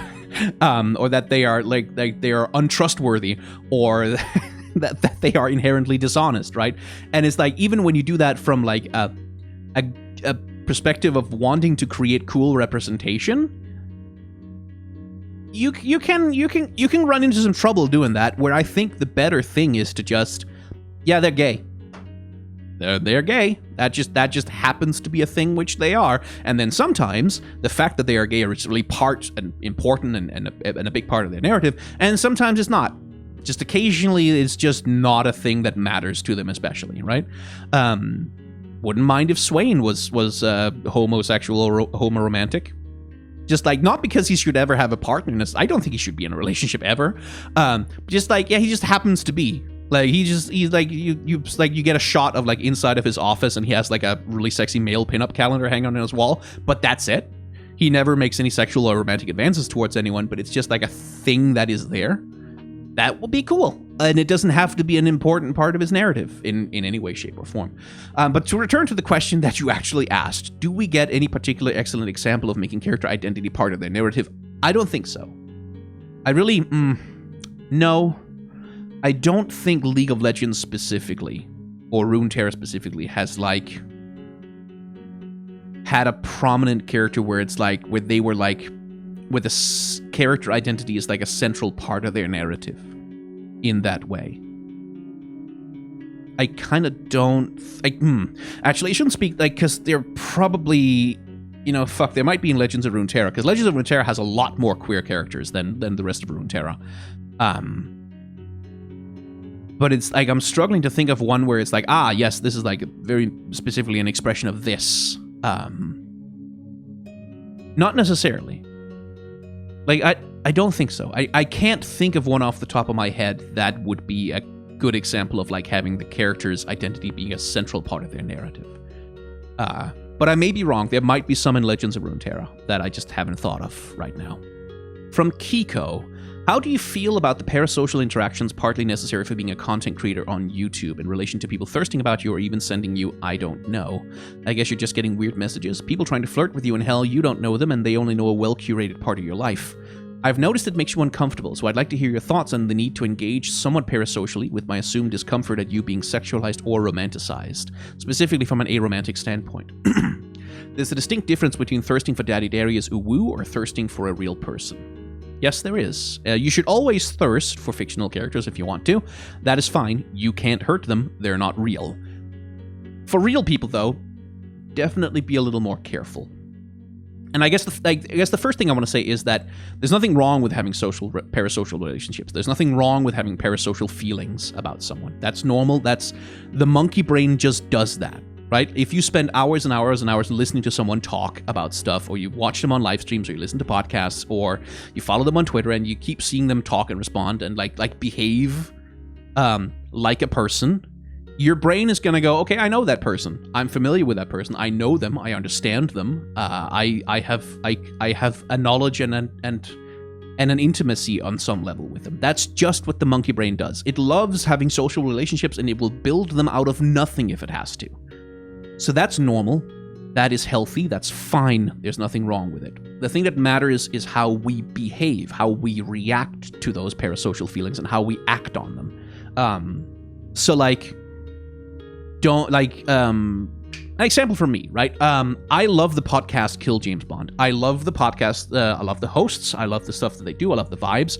Like Abby, Devin, and Alice, I just like, they're so cool. And whenever they're talking on the podcast and doing the little bits about things, when I'm listening to it, I don't mean to, but even if I don't mean to, I'm sort of in the back of my head, like thinking about all the funny, cool responses I'd make. And like, oh, I'd play into that bit and that way. Like, I'll play along. It's like, haha, we're kind of having a thing here. And it feels like you're just kind of hanging out with some friends, like talking about shit about a shitty movie or whatever.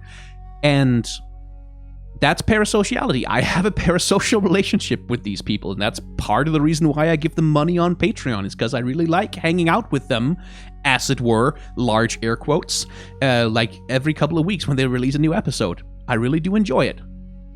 What my responsibility as a person is to not go along to a Kill James Bond live show and be like, hey Abigail, hey, hi, it's me, you know me, I'm your friend.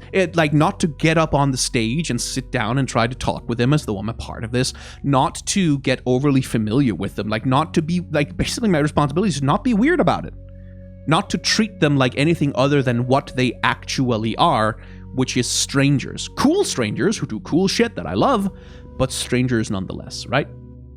So don't ever feel shame about having parasocial feelings about someone. Don't ever feel like that's wrong or you shouldn't do that. You don't really get to have a choice in the matter. That's just the way monkey brains work. So let's discuss behavior, right? Because I do get weird messages occasionally. Like, I've gotten dick pics. I have gotten solicitation. I have gotten... quite liked this one some months ago. An Instagram DM from someone who just said, "Daddy." I think they probably thought I wouldn't see that. Hi, I saw that. You're not the first one. I get weird messages like that, and those overstep boundaries, right? Like, those are like, maybe don't do that. Maybe don't do that. But like, that's not really the parasociality that I get most concerned about. Like, the parasocial interactions I have that concern me the most aren't the ones who just sort of thirst after me a little bit, or flirt a little bit, or like sexualize me a little bit. That's sort of like, that doesn't really feel like that's not like, that's still boundary crossing, but it's not that bad. What is much worse is people who have a parasocial relationship to me where they fucking hate me, where they make assumptions about, like, where they make assumptions that they know me, that they know my mind, that they know my motivations, that they know my feelings, they know my real motives and motivations for doing things, and they sort of assign me all of these sinister objectives and sinister feelings and sinister agendas, and do it very confidently and do it very loudly to other people. Like, they will tell other people all about my actual, like, the thing I'm actually secretly trying to do and the thing I actually secretly mean. And TB Skyn is like fucking transphobic, or he's homophobic, or like whatever, or the motherfuckers who think that I'm just trying to trans all of the genders. Like that shit. That is also parasociality. That is also people behaving as though they know me quite intimately and understand me quite intimately. Even though they don't, and very much crossing the boundary where they're treating me like something very much other than a stranger. And those are the ones that I'm frankly more distressed by. Like, not that, like, no one has to like me. Let's just establish that. No one has to like me. No one has to think my content is cool. No one has to enjoy my videos. No one on earth has to. I'm glad that people do, but no one has to. And it's fine to have criticisms of it, and it's fine not to enjoy my persona. It's fine not to enjoy or agree with my work. That's completely fine.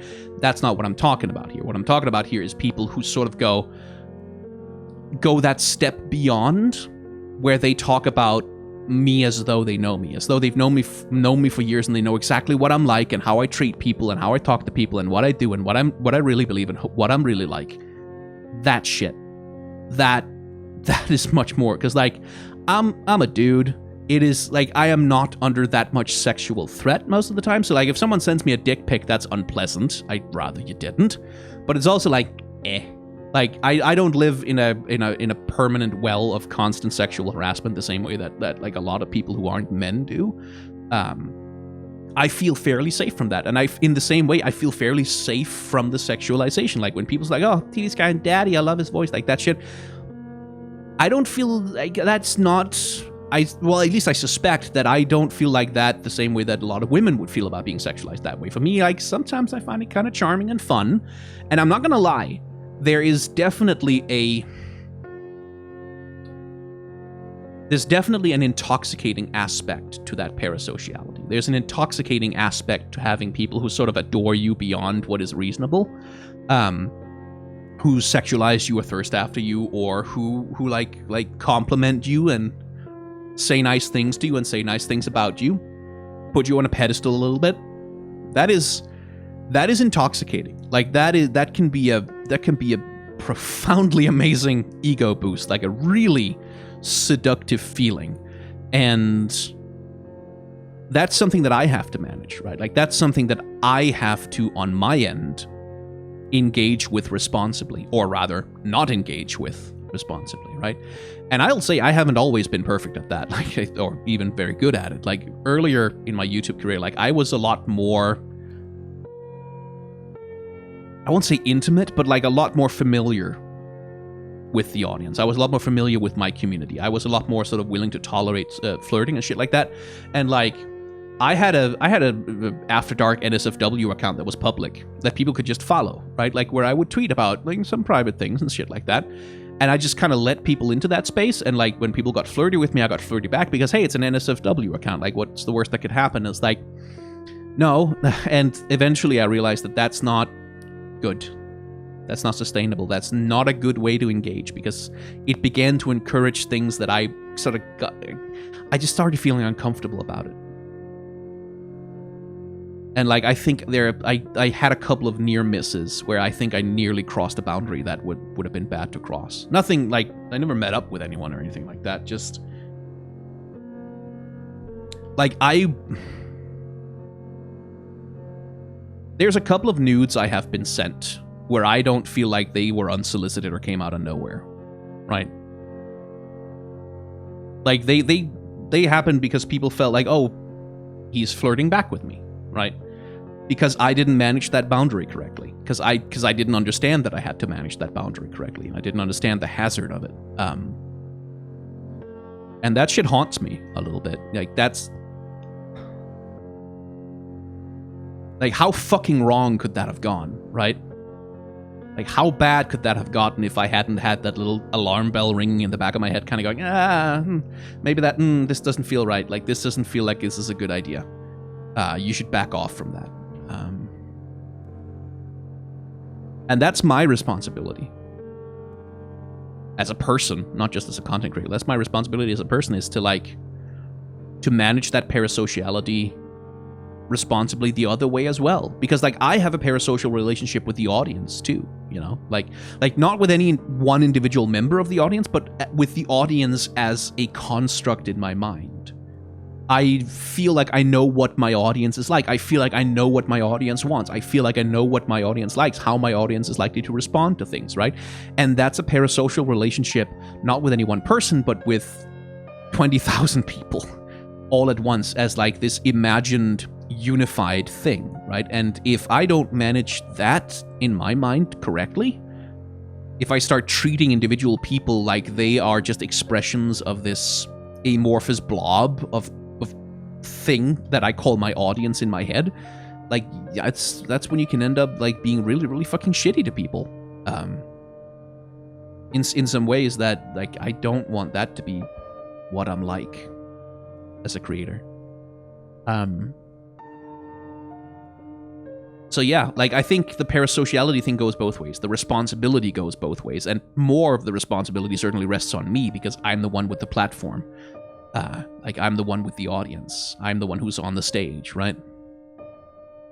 And that's difficult to manage.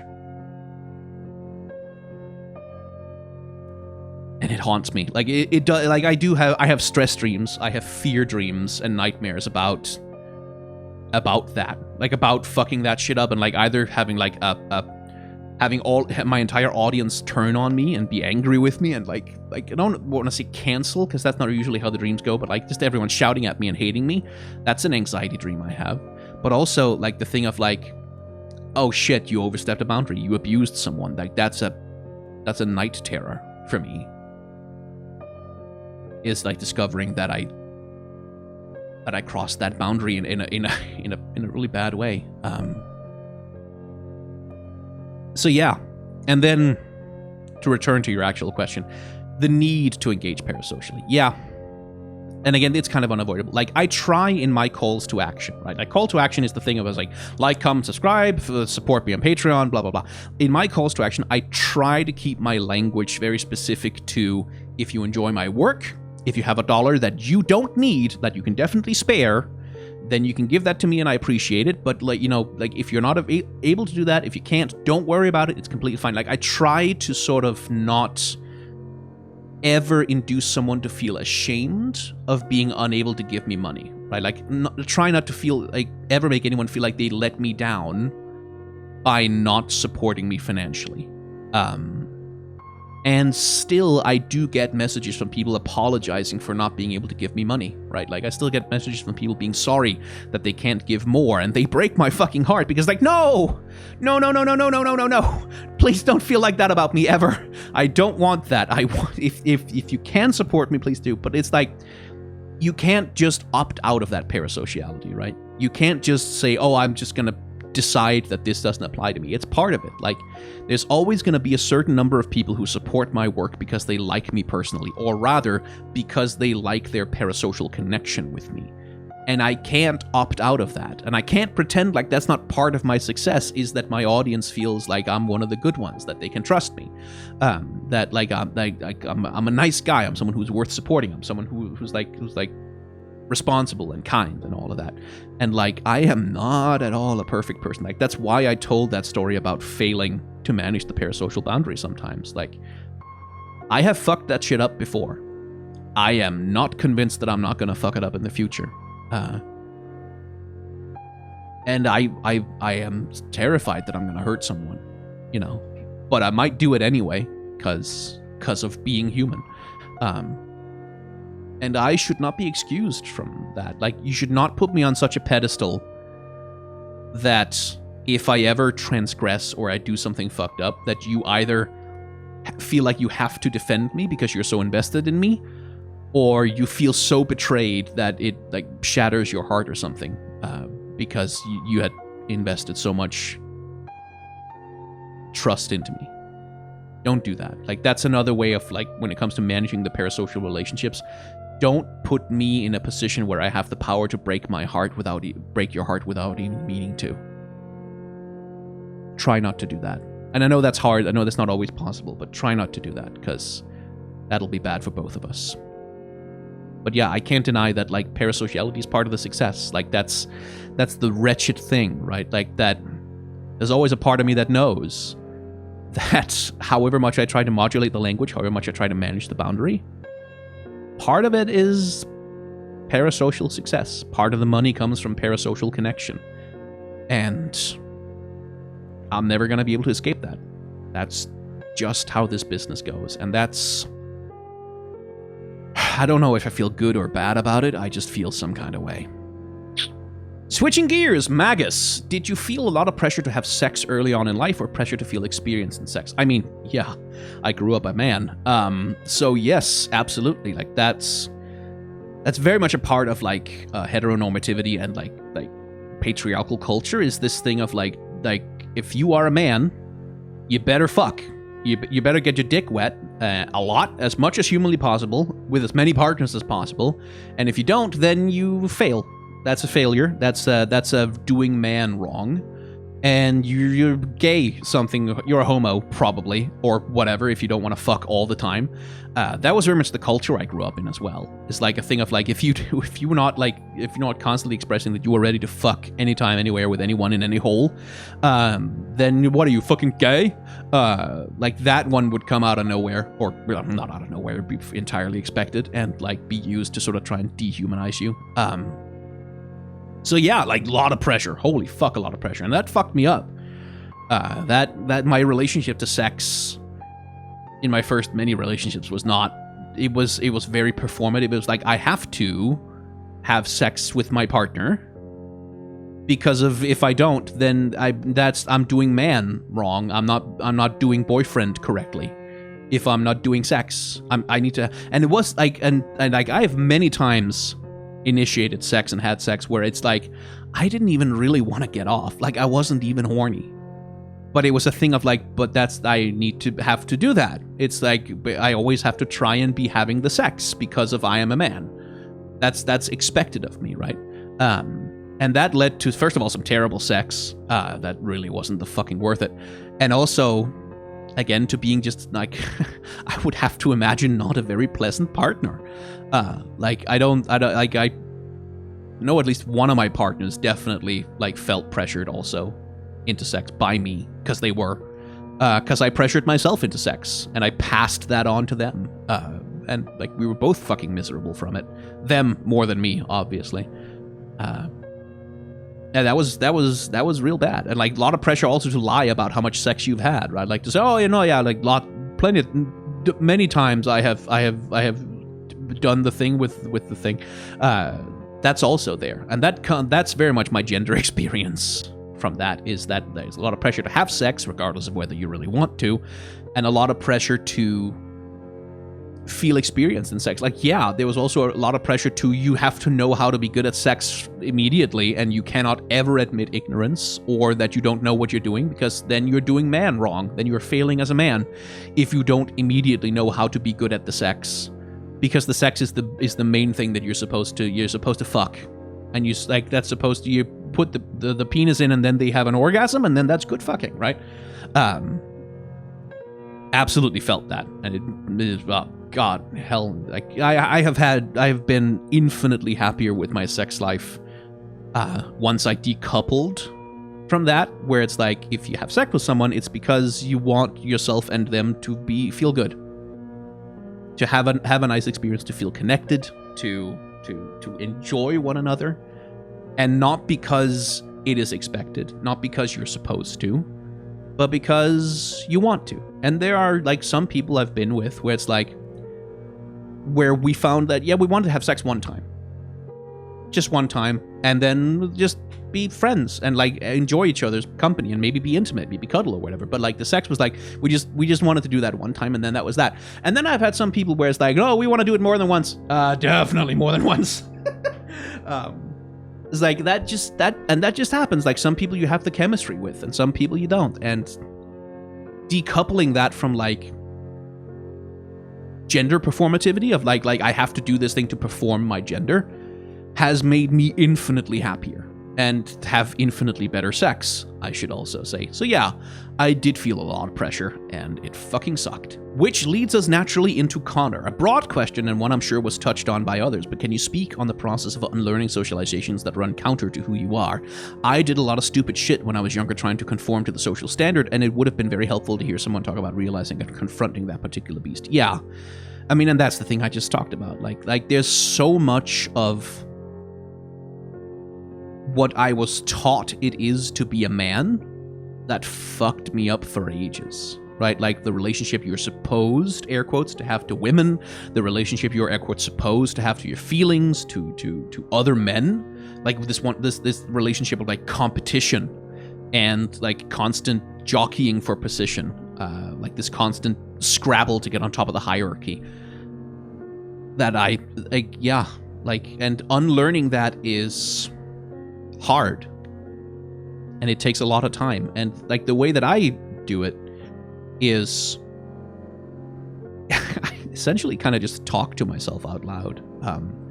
I'll occasionally get like, I'll have a thought run through my head, right? Like a thought or a feeling or a reaction to something that is bad, right? Like that's negative.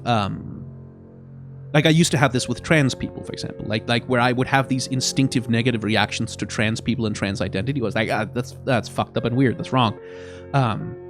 And I didn't challenge those for a long time because I didn't think I had any reason to, because I thought that was just normal to think that, but it isn't.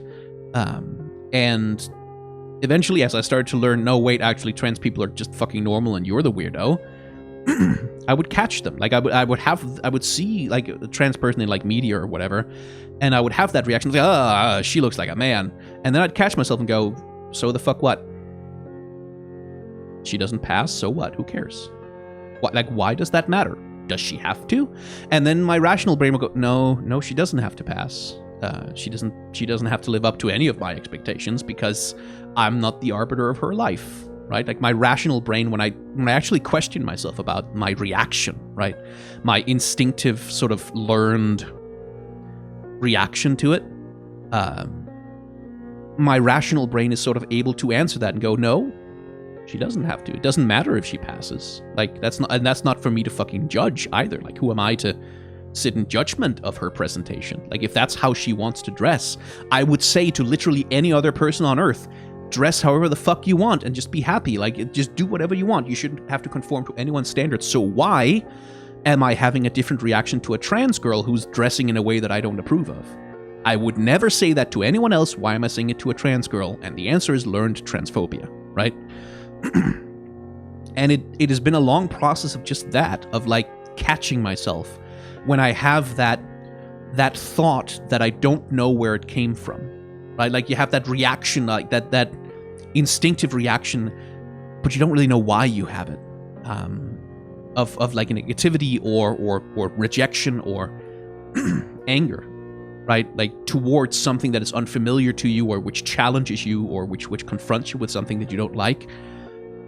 You catch the thought and you sit down and you just essentially, at least I do, I talk to myself. I say, okay, we just had that feeling. Cool. Where did that come from? Like, why did that come up? Why did we feel that way about that particular thing? Okay, well, that doesn't seem like a very rational reason for doing that. So what would be a more rational and better way to feel about it? Well, it would be this one. And doing that once doesn't fix it, right? Like, I had to do some fucking work on myself to unlearn transphobia. It's not enough just one time to catch myself and be like, no, don't judge her looks, because that's not any of your fucking business. I had to do it many times, over and over again. I had to, like, decouple. Like, I used to have a thing about trans women's voices, where if they, to some part of my brain, if they sounded too masculine, I would sort of instantly go, ugh, right? And then I had to do a lot of work on that, of like, where I intentionally would like watch videos and like listen to audio recordings and like watch content made by trans women who don't have like feminine voices, and like just exposure therapy myself essentially, to get my brain to stop identifying that as something wrong, right? Like to catch myself, talk through it, like, no, there's no fucking reason to have that.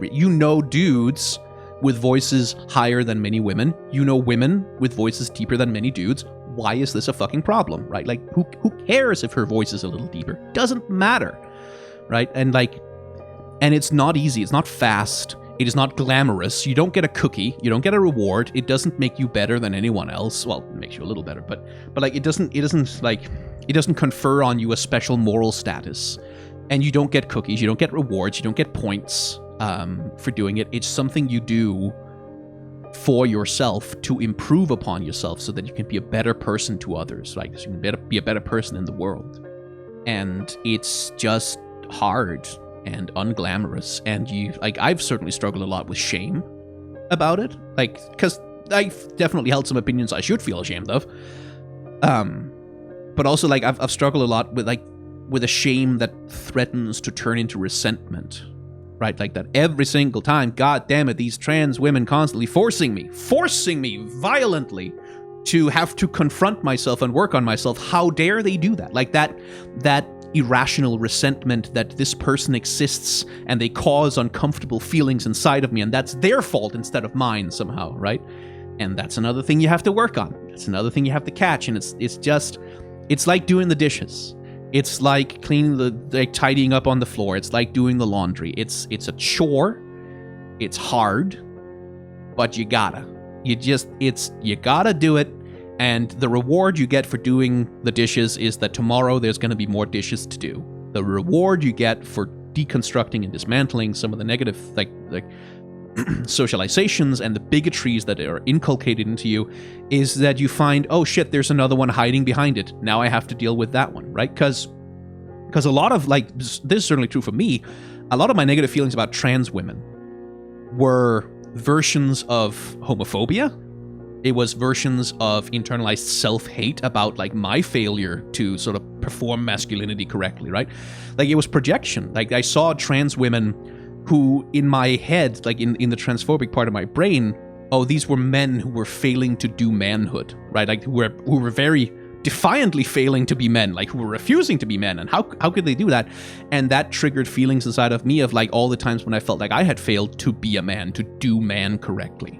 Right? And I had to get in there and, like, realize some of that shit, that a lot of what I was projecting onto them was just shit from inside of my brain finding an outlet onto someone who had fucking nothing to do with my problems, right?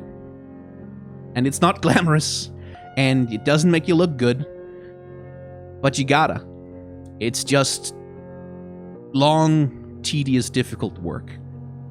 But one of the rewards, like a reward that I have gotten, is that now that I have done a lot of work on deconstructing that shit, I have discovered that I can have really meaningful friendships with trans people, with trans women, and they have taught me a hell of a lot. Like I am really, really glad I did a lot of the work of that, because trans women and trans men especially have been a huge part. Like, their understanding and reflections on gender and what gender is have been hugely helpful for me in finding a version of masculinity and building a male gender for myself that I like being in, instead of the fucking shitty one that was kind of forced on me by society. And if I hadn't done the work to unlearn some of that shit, I would never have had access to their experiences.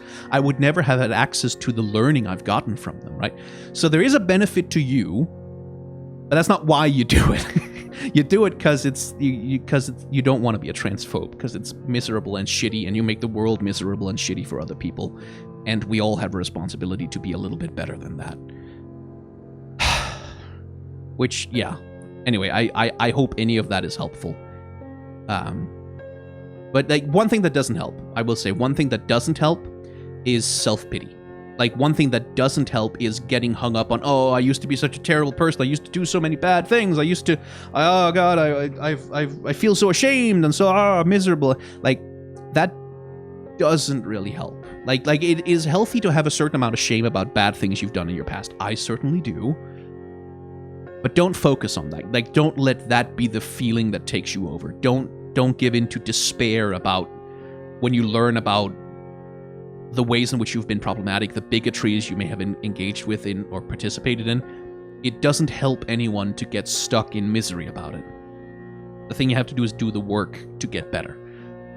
So be careful about indulging in shame, because that'll just paralyze you. Becky asks, what advice or reassurance can you offer to people who are queer but unable or even unwanting to come out, for example, depending on the situations that they're in? I don't know if I can offer advice, but I can offer my deepest sympathies and solidarity. Coming out is hard. Even when you are in the most positive possible environment with a supportive family and a support network and everything, coming out can still be really hard. It can be hard under the very best of circumstances, and when the circumstances aren't the best, being closeted, feeling forced to live a lie it can be soul destroying. It's horrible, and I'm so sorry for anyone who's in that situation. I guess the reassurance I can offer is someday everyone who hurt you will be dead. A lot of them will probably die a lot sooner than you do. And that's something to think about. That's something to hold on to. But I guess more more seriously is you don't have to come out to be a valid person as a queer person. You don't have to come out to be queer. You don't have to tell anyone any goddamn thing about you, not the first thing, in order to be a real valid queer person.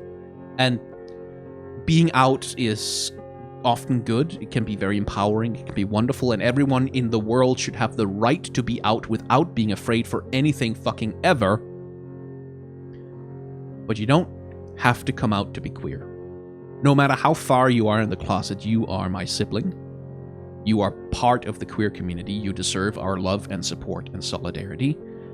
And one day, hopefully, we will be able to bust down the doors, so when you are ready, you can come out. I don't know about advice. Like, that depends so much on people's situations. Just, it is infinitely more important that you survive than it is that you come out. Like that, I believe survival is the greatest act of resistance, because what stands against queerness is people who want to eradicate us, to destroy us, to just wipe us out from society. And all of us being in the closet is not ideal. Absolutely not. But it is more important that we survive. Because every day we survive is a day that they fail. Every day that we keep living is a day that they fail to do what they're fucking trying to do. And like every time there's a new day, there's a new chance for things to get better. There's a chance for them to get worse too, but there's always also a chance for them to get better. So yeah, like, you don't have to come out to be a part of this community. You don't have to come out to be queer.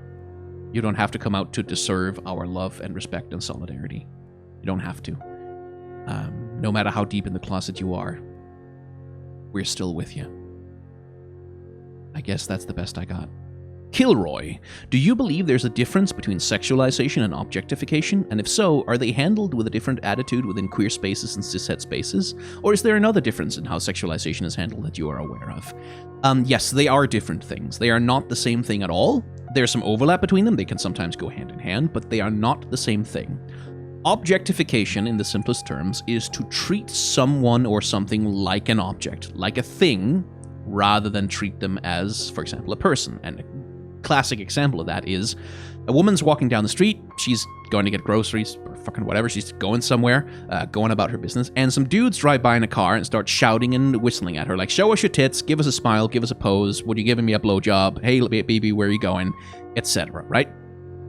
Now, they are objectifying her, because they are treating her like a thing. They're treating her like a toy for them to play with and interact with in whatever way happens to please them, without any regard for her personhood, her consent, her wants, her desires, or, well, her as a human being at all. That's objectification. They are sexualizing her because they are they're putting a sexual context upon her, right? Like, regardless of how she's dressed, doesn't fucking matter how she's dressed, it's irrelevant to the story. They are projecting a sexual context onto her by shouting about her genitals and her breasts and like bringing sex into the conversation. That is an act of sexualization, right? And so in concert, these two things are sexual objectification, right? Because they're treating her like an object, specifically like a sexual object for them to play with and mess with for their own kicks, in whatever way, right? And so that fucking sucks. Here's a different example. Your girlfriend or boyfriend or whatever has just bought some sexy lingerie, and they're showing it off to you, slowly taking their clothes off, giving you a little striptease and dancing for you and going like, hey, what do you think, right? In that situation, if you go, oh god, your tits look so beautiful, like your ass is perfect, like your body is so gorgeous, you are sexualizing them, but you're not objectifying them, because you're not treating them like an object with no agency or no personhood. You are responding to them in, like, they are inviting you to react a certain way, and you're responding to them. Like, you are engaging with them like a person. You're considering them and considering, like, their situation. Whereas on the other hand, if you refuse to engage with them, if you refuse to see them as sexual, if you just go and go, yeah, those are clothes, whatever, like, you might be being a bit of a dick, right? Like, that's kind of an asshole thing to do when your partner has taken the time and effort to go through, like, buying this stuff and putting it on and putting on a show for you, and you just sit there like a dead fish and give them nothing. Then you're being kind of a dick, right? And the point of me choosing these examples is to illustrate that objectification is basically always bad, right? Like someone might quibble about what if about this very specific example, maybe, but like 99.9% of situations you ever encounter in your life, objectifying another person is bad. It is just bad to objectify someone, right? And sexually objectifying a person is also bad because you are objectifying them. It's not because of the sexualization, it's because you are objectifying them, you're disrespecting them as human beings. But sexualization in and of itself is neither good nor bad. It's a neutral thing. It's something that can be good in certain contexts and be very helpful and very playful and very fun and very empowering and very joyful. And sometimes it can be degrading and dehumanizing and fucking horrible, right? Depending on the context. So they are two very different things. And are they handled with a different attitude within queer spaces or cishet spaces? Yeah. I mean, queer spaces have problems with sexualization and objectification. Like, inappropriate sexualization, degrading sexualization happens in queer spaces as well. Objectification happens in queer spaces as well. It's a pretty universal thing across humanity. I will say that queer spaces, you're probably more likely to find better attitudes towards those things, to find more healthy and like good attitudes and good community management around those things, because queer people have a tendency to be more likely to be victims of those things, right? So there tends to be a better awareness of how bad they are. They're not immune to them, but yeah, there is something of a difference between them. Kelvin asks, do you deal with guilt, religious or otherwise, when consuming porn? How do you deal with that? Or how would you suggest someone deal with that if they do experience it? And I can't speak to religious guilt. I am not religious, and I don't know how to navigate religious guilt at all. But I can speak to the normal kind of guilt, because yeah, yes, I have and sometimes still do experience anxiety and shame and guilt about porn consumption. And I'm a pretty fucking anxious person at heart. I can be a bit of a hypochondriac sometimes. You know, I experience a mild pain in my side, and then it's like, oh, this I'm gonna fucking die disease. I'm gonna have a heart attack and die. I have had panic attacks and stuff about that. And post-nut clarity is a common experience, right? Like you've had yourself a lovely horny time to something, and then you get off, and the veil of horniness sort of lifts from your eyes, and you look at the thing you just got off to, and you kind of go, oh no, like that's wrong, like that's not right, I'm not supposed to, like, why do I find that horny?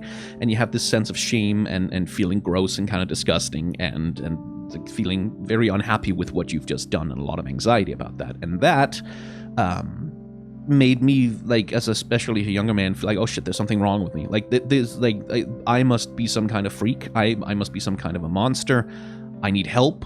I have some kind of disorder. I have some kind of psychosis. And so I did what a lot of anxious hypochondriacs do, and I Googled my symptoms. You know, I started looking around into the research, the psychology, the sexology, the sociology that's sort of associated with pornography and sexual fantasies and stuff like that. And what I have found every time I've done that, and it's been multiple times over the years, because, like I said, anxious fucking person, is that the universal consensus is that having a transgressive sexual fantasy does not mean that you are more likely to engage in transgressive sexual behavior, right?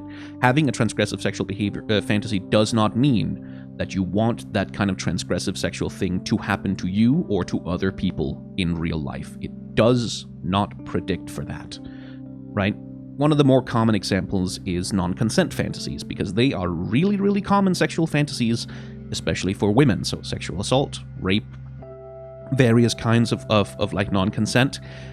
They're very, very common fantasies. A lot of people feel a lot of anxiety about them because, like, the people who fantasize about being the victims in those scenarios feel like, why the fuck do I fantasize about that? Why do I find that horny? Why does that get me off? Is there something wrong with me? This is horrible. And the people who fantasize about being the aggressors also experience a lot of anxiety and fear and shame about feeling like, why would I want to do that? I don't want to do that. I don't want to hurt anybody. And the science and the research, all of the stuff that I've ever looked at says pretty universally is you don't want to do that. Like you don't want to have sexual assault happen to you. You don't want to commit sexual assault against someone. just because you have the fantasy. The fantasy does not relate to your moral character as a person. The fantasy does not relate to your actual behavior towards other people. Like other things predict for that. Like there are other psychological factors, there are other sociological factors that predict for transgressive sexual behavior, but having the fantasy on its own does not, right? And so the universal consensus that I know is that all of the weird kinks and the fetishes and the sort of fucked up fantasies that we have are normal, basically. Like, they are a normal part of the human experience. The human brain takes that which is taboo, that which is considered socially wrong or socially forbidden, and it churns the anxiety and the fear and the stress and the transgressive excitement of all of that into weird sexual fantasies in our heads that we are not fully in control of, and which do not predict or cause us to engage in transgressive sexual behavior. There, to the best of my knowledge, there simply isn't any kind of a causal link between those two things, right? When it comes to porn, the situation is a little more complicated because certain kinds of porn are abusive, right? Like revenge porn, for example, deep fake porn, or like porn that is like filmed non-consensually of people being assaulted, shit like that. Like, that is obviously, you probably should feel some shame about consuming that to get off like that. That is obviously a different thing because those are abusive products that cause actual damage, harm, and hurt in the world. But having the fantasy, indulging in the fantasy, reading a smut fic on AO3 with some spicy themes that aren't, fit for polite company, that doesn't make you a bad person. It doesn't make you horrible or evil. It doesn't make you more likely to commit abuse or to do abusive things to other people. It doesn't make you a bad person. I have never seen any credible scientific data to support it. Because this is one thing, like, if you do want to go and research this kind of thing for yourself, you have to be really fucking vigilant, because there is a lot of, big air quotes, research that gets funded into these things by the conservative Christian evangelical right, especially in the United States, which is not credible research. It is not scientifically rigorous, and it is part of their recruitment strategies. Like, you see manosphere people doing this all the time, like using the idea that you should feel ashamed and you should feel shameful about masturbating, especially if you're a man, as a means to recruit anxious, frightened men into following like their alt-right pipeline things and like grifting money out of them by teaching them the ways in which to become an alpha man who doesn't need to jerk off later and don't spill your seed semen retention, blah blah. Like, that shit is everywhere. It is a part of how the evangelical Christian right recruits, and a part of how they propagandize. So it's a subject about which you should be careful in your research, but all of the credible data that I have ever found says that having weird, fucked up, transgressive sexual fantasies is a normal part of the human experience, and it doesn't make you a bad person, and it doesn't make you any more or less likely to hurt someone, because it's other things that cause abusive behaviors in human beings. And just to get ahead of this, because it can be kind of a contentious subject, I'm not saying there's no such thing as disordered porn consumption. I'm not saying that there's no such thing as disordered sexual behaviors related to masturbation and stuff. Like, obviously those things exist, but they are outliers. They are exceptions. They are conditions that a person gets not just from having a weird or fucked up sexual fantasy, but from other things that happen in their lives, right? Like, the only thing I'm saying is that for the vast majority of people, almost certainly including you, whoever you are listening to this, having a fucked up sex kink thing in your head does not make you a bad person or likely to hurt other people by acting on that thing. It doesn't make you want that thing to happen in real life, right? Like, that's all I'm trying to get at here. Anna/Anton asks, do labels even matter? Online discourse seems particularly fixated on the words we use to describe ourselves, hyperspecific identity markers, slur reclamation, shunning problematic orientations, etc. Is there anything valuable to these discussions, or is it ultimately a distraction from greater issues the community faces? And we've touched on this a little bit already. And I think the thing I'll say to your overall question, do labels matter? Yes. Labels matter. Labels can be liberating and extremely helpful. like with the caveat that they're supposed to serve you, right? They can be incredibly helpful. Certainly it has been for me. Discovering the label aromantic and discovering what that word means has been incredibly helpful to me. And having that label, that specific term to organize around, to build community around, and like having all of the specific terms in the alphabet soup as labels to build community around have been incredibly helpful and important for creating queer community. What you're referring to is that there is definitely a thing that happens around labels and like micro labels and like infighting over orientations and what they mean that cause a lot of problems in the queer community. But I don't think those problems are caused by the labels. Those are caused by patterns of human behavior that are sort of independent of the objects that those patterns of behavior happen to exist around, right? Gatekeeping, for example, is a problem in the queer community where people who identify very closely with a particular label can become possessive and be very guarding around who else is allowed to claim the label, who else is allowed to claim identification with the label and claim to be a part of the community of people who have that experience. Which sort of comes from this very anxious border guarding where the fear is that if we let someone in whose experiences don't comport enough, don't conform strongly enough to the label, then that will cause a loss of community cohesion, that will cause a loss of ability for the community to argue for itself and its needs. And it's a threat, right? And we've discussed previously the divide and conquer strategy. Yeah, like this is one of the things that makes people vulnerable to the divide and conquer strategy, when we start treating people with whom we should have first and foremost solidarity and companionship and togetherness with as threats to the little claims and the little things and the little fiefdoms and kingdoms that we have managed to build from the almost nothing that we started with, right? And there's a lot of that, and that also comes down again to purity culture, which was the subject of your previous question. Like, purity culture also sort of plays into that, because there is this thing of establishing of imaginary hierarchies where some people's experiences are more pure than others. Like, one of the ways that you can see that is with the phenomenon of the gold star lesbian, right? Which is it's not so much a thing anymore. It used to be more of a thing, I believe, and I don't want to speak too much to stuff that happens in the lesbian community because I'm not part of it, but I do know that there is or was a thing in the lesbian community for a while where certain lesbians would identify themselves as gold star lesbians who had never known the touch of a man, right? Who had never had sex with a man, who had never been, violated in that way, and they called themselves gold star lesbians. And there was a bunch of discourse and a bunch of cultural stuff that happened where those people used that identity as gold star as a means to sort of hold themselves above other lesbians who maybe had more complex relationships to their lesbianism, who maybe, something that is not as uncommon as you might think is lesbians who have husbands, right? Lesbians who are lesbians, who definitely only attracted to women, but who have husbands because, well, frankly, in the world that we live in right now, sometimes having a husband is just a really convenient thing, right? And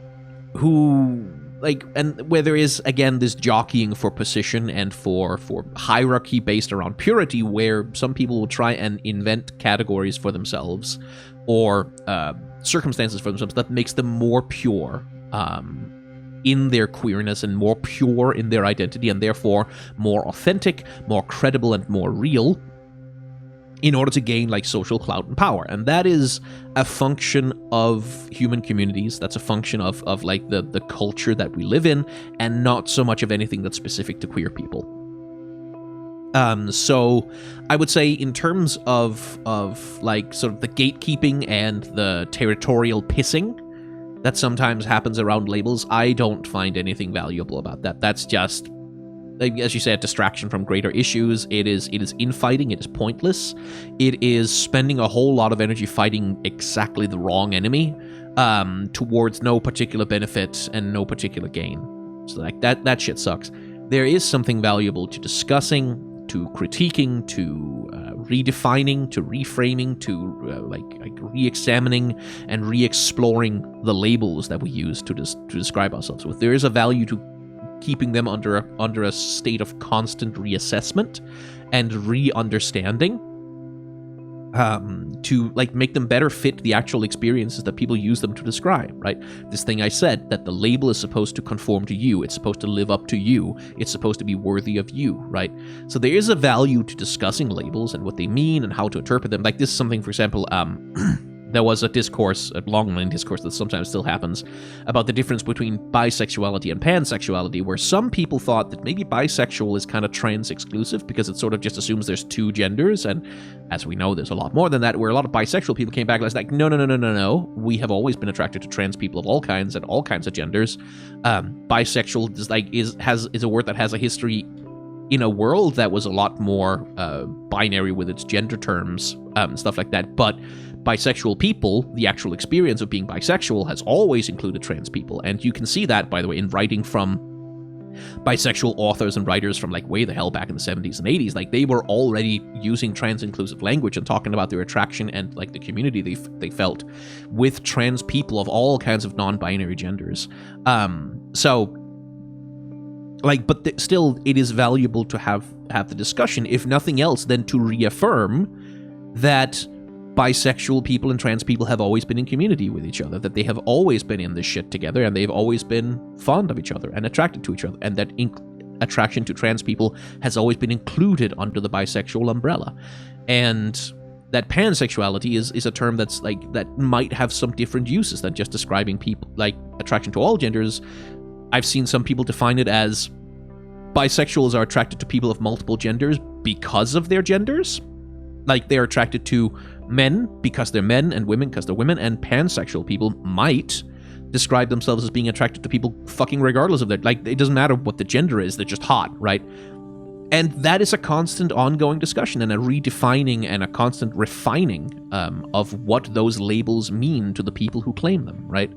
And that's a good thing. It's a good thing to have those discussions, to not allow anything of any of our labels or our terminology to get stale or get stuck in a particular world state. But no, the infighting and the petty gatekeeping and the purity crusading and all of that shit, that's garbage, and it needs to be thrown out, at least in my opinion. Hi, Skyn. As someone who's studied history, what are your thoughts and feelings on how some historians try to downplay and erase the queer experience from history?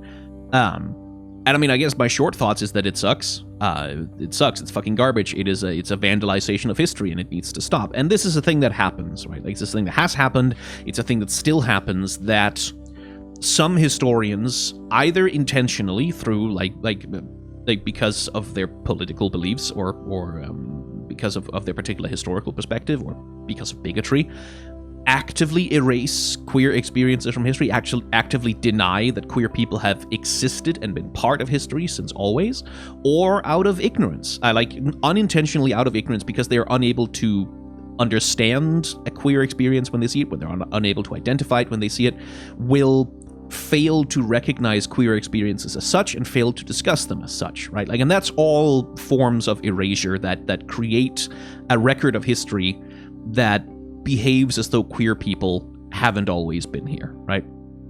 And that shit sucks. Full up, straight up. That's one of the big challenges for history writing, is to write versions of history that don't engage in this kind of erasure, that don't engage in this kind of distortion of the truth. But I will also say that sometimes when historians say that they were just good friends, sometimes when historians are unwilling to apply the concept of being gay or bisexual or lesbian and so on to people who lived in the past, that doesn't always come from a desire to erase queerness, but to protect it in history. Because many of the terms and terminologies that we use nowadays to describe various forms of queer experience, all the labels we've been talking about, are fairly recent inventions, right? The concept of being homosexual originated as the diagnosis for a mental disease that people needed treatment for, because, oh god, it was what is this horrible, destructive, freakish behavior? Never mind that it's behavior that's been ongoing throughout all of human history, which then eventually became redefined and reclaimed as something which is morally neutral or morally good, and sort of became part of the modern vocabulary of how we discuss queerness. But the idea of homosexuality, the idea of like I am only sexually attracted to people of the same gender, it's a fairly recent linguistic and cultural invention. The same thing goes for a lot of the ways in which we talk about gender. Like we have the binary male and female thing. That's a fairly strict Western invention. It's a fairly strict recent invention. And so are the concepts and conceptions that we use of what it means to be transgender, what it means to be non-binary, what it means to be gender fluid.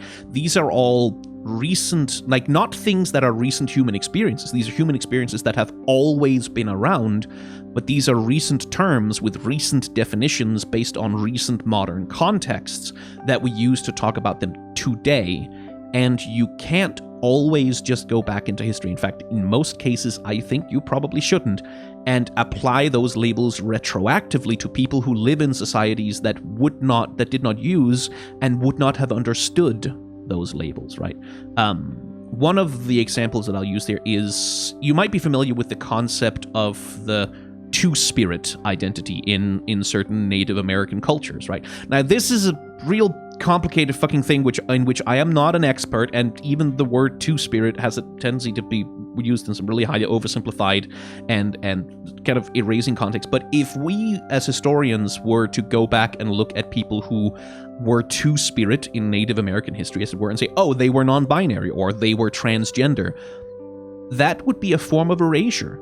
That would be imposing a particular cultural understanding of gender and sexuality onto people who don't share those definitions for what those terms means and those descriptions of what those human experiences mean, right? Like that would be a form of cultural colonialism to go back like to any indigenous culture, any culture like that isn't like Western on Earth, and look at all the ways that queerness historically expresses itself for them in their history, in their culture, like in their mythology, in their stories, and apply these primarily Western-made labels, these modern labels that come from the modern world, and sort of force them down over those queer experiences of the past, would erase like part of their agency in naming themselves, in describing themselves, in articulating their own experiences, and it would force a sometimes quite colonialist perspective onto them in a way that is simply not fair and which is very destructive also. So sometimes, even when you look at a historical character and you kind of go, well, that clearly they were gay, clearly they were homosexual, they were gay, homosexual, gay, you can't always just decide that label applies to them and then force it onto them. Because, like, if you go back 3,000 years in history, like, if you look at Achilles and Patroclus from ancient Greece, right? To a modern reader reading their story, like the love that they had for each other, the passion they had for each other, the fact that they definitely slept together, and the fact that when they died, they wanted their ashes mixed in their urns so that their bodies could be joined forever in death. And we look at that and we go, these are the gayest motherfuckers I've ever fucking heard of. But if you were to take a time machine and bring those two people, historical, whether they are historically real or not, if you were to bring them into the modern present, and you were to somehow manage to explain to them the exact definitions and the meanings of the various labels for sexualities that we have, and the various labels for genders that we have, there's no guarantee that either of them would identify as men in a modern context. If you explain to them everything that manhood and masculinity means in the modern day-to-day, there's no guarantee that any of them would identify with that. There's no guarantee they would identify with any label that we have. Like, they might say, none of that fucking fits me. That's all really weird, and those are really weird arbitrary distinctions. I don't understand why this thing is not available for that thing. They might not identify with any of them. They might not identify as men. They might not identify as gay. They might not identify as bisexual, pansexual, demisexual, whatever. Like, we can't impose our modern labels on the people of the past in that way, because that is also an act of erasure of the complexity and the wide variety of queer experiences that have existed historically, which don't always map so neatly onto our modern conceptions of what those things mean, right? So yes, there's definitely a lot of erasure, and I do wish that historians had some better goddamn ways to discuss queerness in history, rather than sit around and waffling on about, oh, well, I mean, we can't say for sure exactly where like, so we're just gonna call them friends, kind of. Like, a lot of it is also, like, cowardice and an unwillingness to take a stand. Like, that is also there. But in addition, the nuance is that sometimes you can't. Like, no matter how gay a historical character might seem, you can't go back and slap them with a label that they themselves had no agency in choosing, right? So, yeah, it's, like many things in history, it's complicated. Erasure fucking sucks, and that is a thing that there should be done less of. But it is not always as clear-cut as though historians are refusing to acknowledge that this historical figure was gay. It's like, no. Sometimes it's that they're refusing to impose the label of gay upon someone who we cannot, with any reasonable scientific accuracy, prove would have identified or chosen that label for themselves, right? So that's the bummer, nerd-ass nuance I'm gonna I'm gonna inject into this conversation. Neku21 asks, what's your take on does kink belong at Pride? My take is yes. And always has, and always will. And I could go on a much longer rant about this, but basically, no kink at Pride is a right-wing psyop that is designed to take advantage of puritanism and sort of reactionary thinking in the queer community, and don't fucking fall for it. Queen Lexi asks, how do you deal personally with being queer but being straight passing? I'm ace-bi romantic and in a straight passing relationship myself, and it's sometimes weird being most definitely queer but getting not accepted as such by queer people, but also being broken in the eyes of straight people. Any tips for validating your own queerness? I mean, given the number of people in my comment sections and on social media who are very comfortable proclaiming out loud that TV Skyn is gay, or TV Skyn is bi, or TV Skyn is trans, I've had that one a few times. I don't know how straight passing I am, I guess. But I think I know what you mean. Which is that, like, there's definitely a thing, and it's something that's especially experienced by people who are bisexual, pansexual, who might be in air quotes, very large air quotes, straight relationships, like as in they're in a relationship with the, again, very large air quotes, opposite gender, that seems like it's it's straight passing in the eyes of the world. And there's definitely, as we've already touched on several times, some gatekeeping and some infighting and some territorial pissing among certain parts of the gay community about that. Like, there is the classic assault that's thrown at bi people that's like, oh, you're just gay but you won't admit it, right? So, like, that shit is definitely there. There's a lot of gatekeeping around how much bi people are allowed to be queer, because, oh, well, you could just get in a hetero relationship and then you'll be fine. You're not really oppressed, like that shit. And fuck that shit. That is stupid shit. That is dumb shit. That is like divide and conquer strategies that you're falling for right there. You are trying to close the circle in order to protect your own territory, and all you're going to do is make yourself easier pickings for the people who want to kill you. So don't do that. But tips for validating your own queerness? Shit, I don't know. Honestly, I don't know. Like, there's like validation that lasts can't really come from outside. Like, that kind of has to come from inside. You know that you're fucking queer, right? You know that you are queer, whatever the fuck someone else who doesn't know shit about you might think. And you kind of have to just hold on to that. Like, hold on to that knowledge that even when it feels like you're not being accepted as queer, or even when you experience rejection by idiot gatekeepers who should know better, that you know, both rationally and emotionally, that this is who you are. This is what it is like to be you. These are the feelings that you feel, and nobody else gets to tell you shit about that. Spite can be quite good for that. Like, if you find someone gatekeeping you that way, just fucking spite. Like, oh yeah, motherfucker, yeah, sure, I'm motherfucker, I'm gayer than you, asshole. Like, spite can be motivating in that way. But, you know, much better than that is to to find community with other people who have similar experiences to you. Like, you are not at all the only person who's had to suffer that kind of thing, being in a straight passing relationship, as it were. That's a very common queer experience, and you can find community with other people who have experienced it too. And they can help you validate your queerness, and feel accepted and loved and like led into a community in ways that are like much better and much more real. Like the other thing is, like, don't get your validation from social media if you can at all avoid it. Like, if you can at all get it in real life or from anything anywhere on the internet other than social media, also do that, because social media is volatile at the best of times. Okashido, for the longest time I felt as though aro and ace people don't really fit in with the rest of the queer community, let's just say that, despite being part of it. Have you ever felt that, or is it just my perception of myself and misreading behaviors? I mean, yes and no. It's something I've never personally encountered. Like, I've never personally had someone throw it at me. Like, you're not really queer because you're aromantic, and that's not real queerness, right? Like, I've never personally encountered that, but I know that it happens. I know that ace and aromantic people do face discrimination within the queer community, and like rejection and a lot of gatekeeping and a lot of territorial pissing happens around them.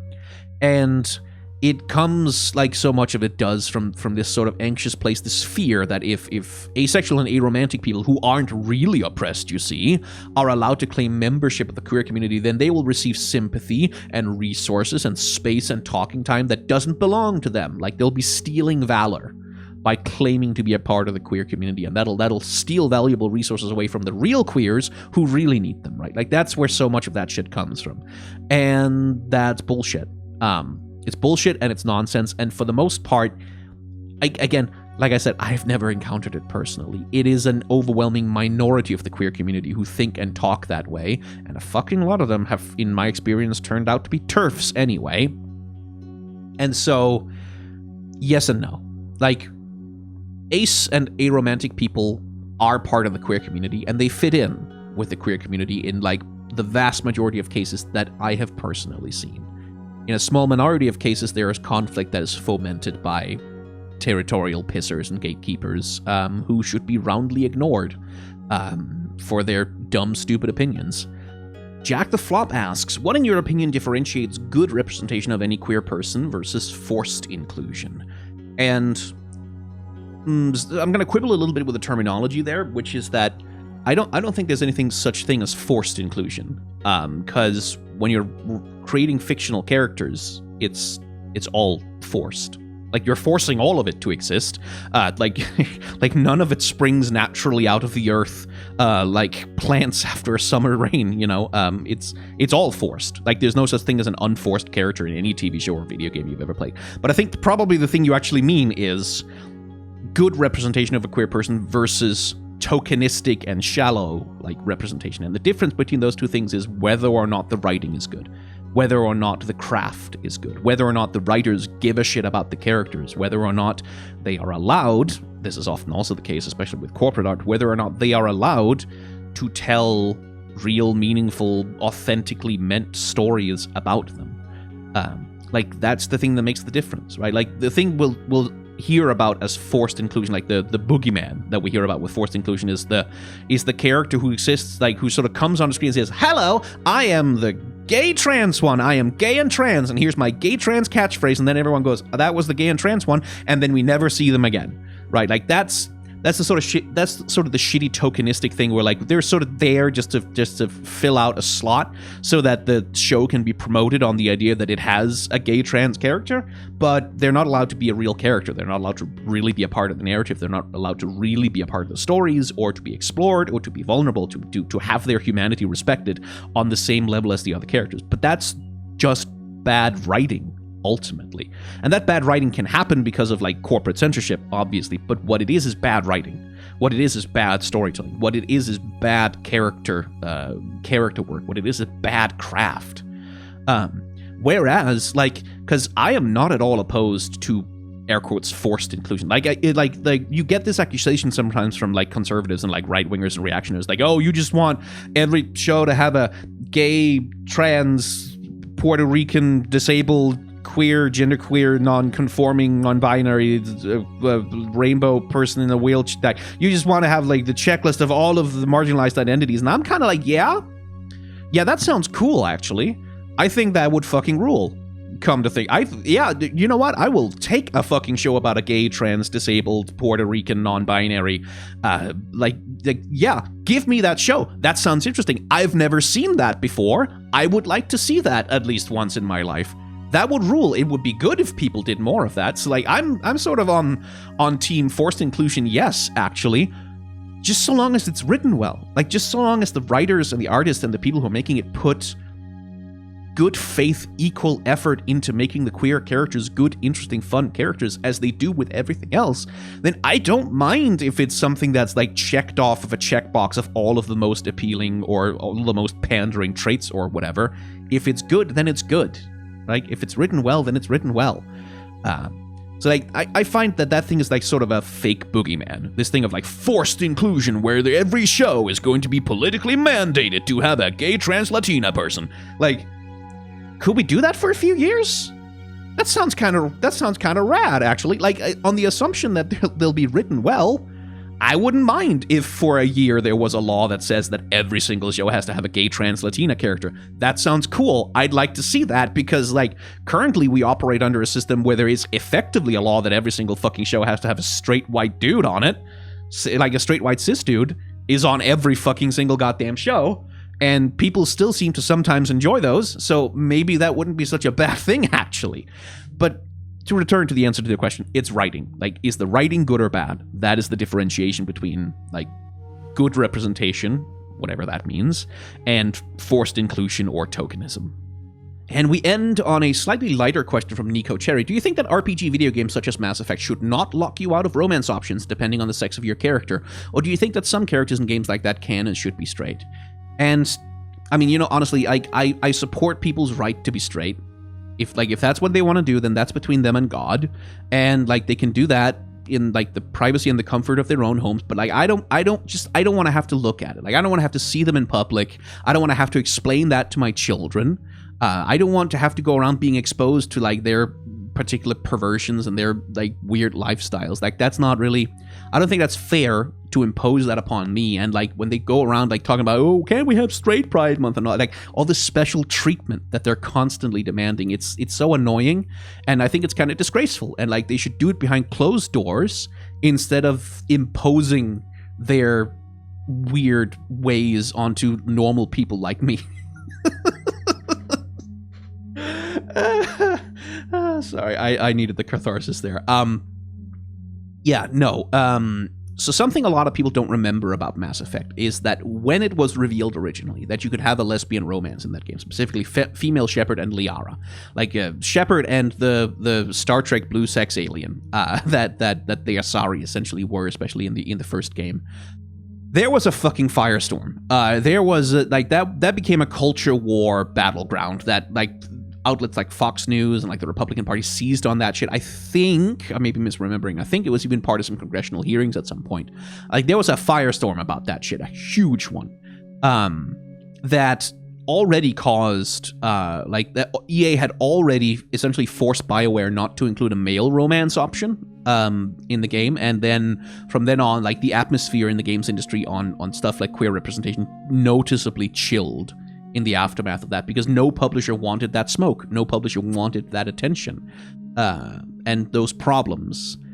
And so for a game like Mass Effect, like, modding in the option to have queer romance in that game, like to do, like, an option to make, like, male Shepard romance Garrus or whatever, or like forcibly altering the game to allow for queer romances, that is an act of queer resistance. Like, queering this video game, queering the text of it, and like saying, fuck you, this is my game, this is my power fantasy, this is where I want to be represented, and you're not going to cut me out of this, is an act of queer resistance. And it's cool and based and great, actually, when people do that. So there's that aspect of it. Like, that shit, I think, is pretty much always kind of cool. I don't know that I definitely feel rather uncomfortable with the idea of making that a standard to which games, like, or any media is held, right? That, like, every character has to be essentially pansexual or bisexual because they have to be available as romantic and sexual options for every player, regardless of their gender or sexuality, right? That to me is not so great because, like, as we've discussed, being bisexual isn't just being gay light, right? Like, being bisexual isn't just a gay person who won't admit it. Being gay and being bi are different things. Being a lesbian and being bi are different things. Being bi and being pan are, in fact, slightly different things, sort of depending on who you ask about exactly what the label means, right? And I don't think you can just sort of go, well, you just write every character as both gay and straight at the same time. That doesn't work. Like, being gay, being straight, being lesbian, being bisexual, those are different experiences, and they deserve to be written, like, authentically as different experiences that different people have, and, like, which produce different life experiences in them, like different relationships to gender and sexuality and masculinity and femininity and all that. And I think establishing a norm or a rule that says you have to write every character to be available to every player, I think that would erase some things. I think that would cause erasure of some experiences. I think that would dilute and shut out a lot of authentic expression. Because, like, sometimes the thing is, a person who you think is very attractive isn't interested in you because you aren't the gender that they're attracted to. That's just kind of how the way it goes. That's the reality of being in the world, right? And I fully understand wanting to have the power, like, wanting to have the fantasy fulfillment of having that character who you like. I would love to be able to fucking romance Tali as female shepherd. I think that would be so cool. But, like, sometimes characters are just straight. Like, in the same way that sometimes characters are just gay. And I feel like we definitely wouldn't frame this conversation as, like, do you think video games should not lock you out of romance options depending on the sex of your character, or do you think that some characters in a game like that can and should be gay? Right? If we framed the question like that, I think we would find it a lot more uncomfortable. Like, oh shit, like, forcing gay characters to be straight so that every player can fuck, like, so that male players can fuck the lesbian character? Right? Like, that's not so good. So yeah, like, modding that shit in, like, forcing queer representation into places where queer representation was denied existence or is not, like, normally allowed space, that's cool. That's an act of resistance. That's an act of creative resistance too, and one which is, like, basically harmless because you're just modding your own fucking game, right? But establishing a norm that says that every character must be sexually available to everyone is, I don't think that's quite as good. Anyway, that was all of the questions that I had that I found that I was able to answer, and it has, good lord, it has already been kind of a long video that came out of that, hasn't it? So, was this helpful to anyone? Did this provide anyone they need information or reassurance or sense of comfort? I hope so, because that was certainly the point of it. And I do know that if I had been able to see videos like this when I was younger, that probably would have been helpful. So maybe that's the success rate. Anyway, this video is not monetized because it's going to be age restricted, but also because I don't monetize Pride content. And we're not going to do any kind of call to action at the end. I'm just going to say thank you very much for watching. Thank you for spending time with me, for trusting me with these questions. And I hope you have a happy and fulfilling Pride Month.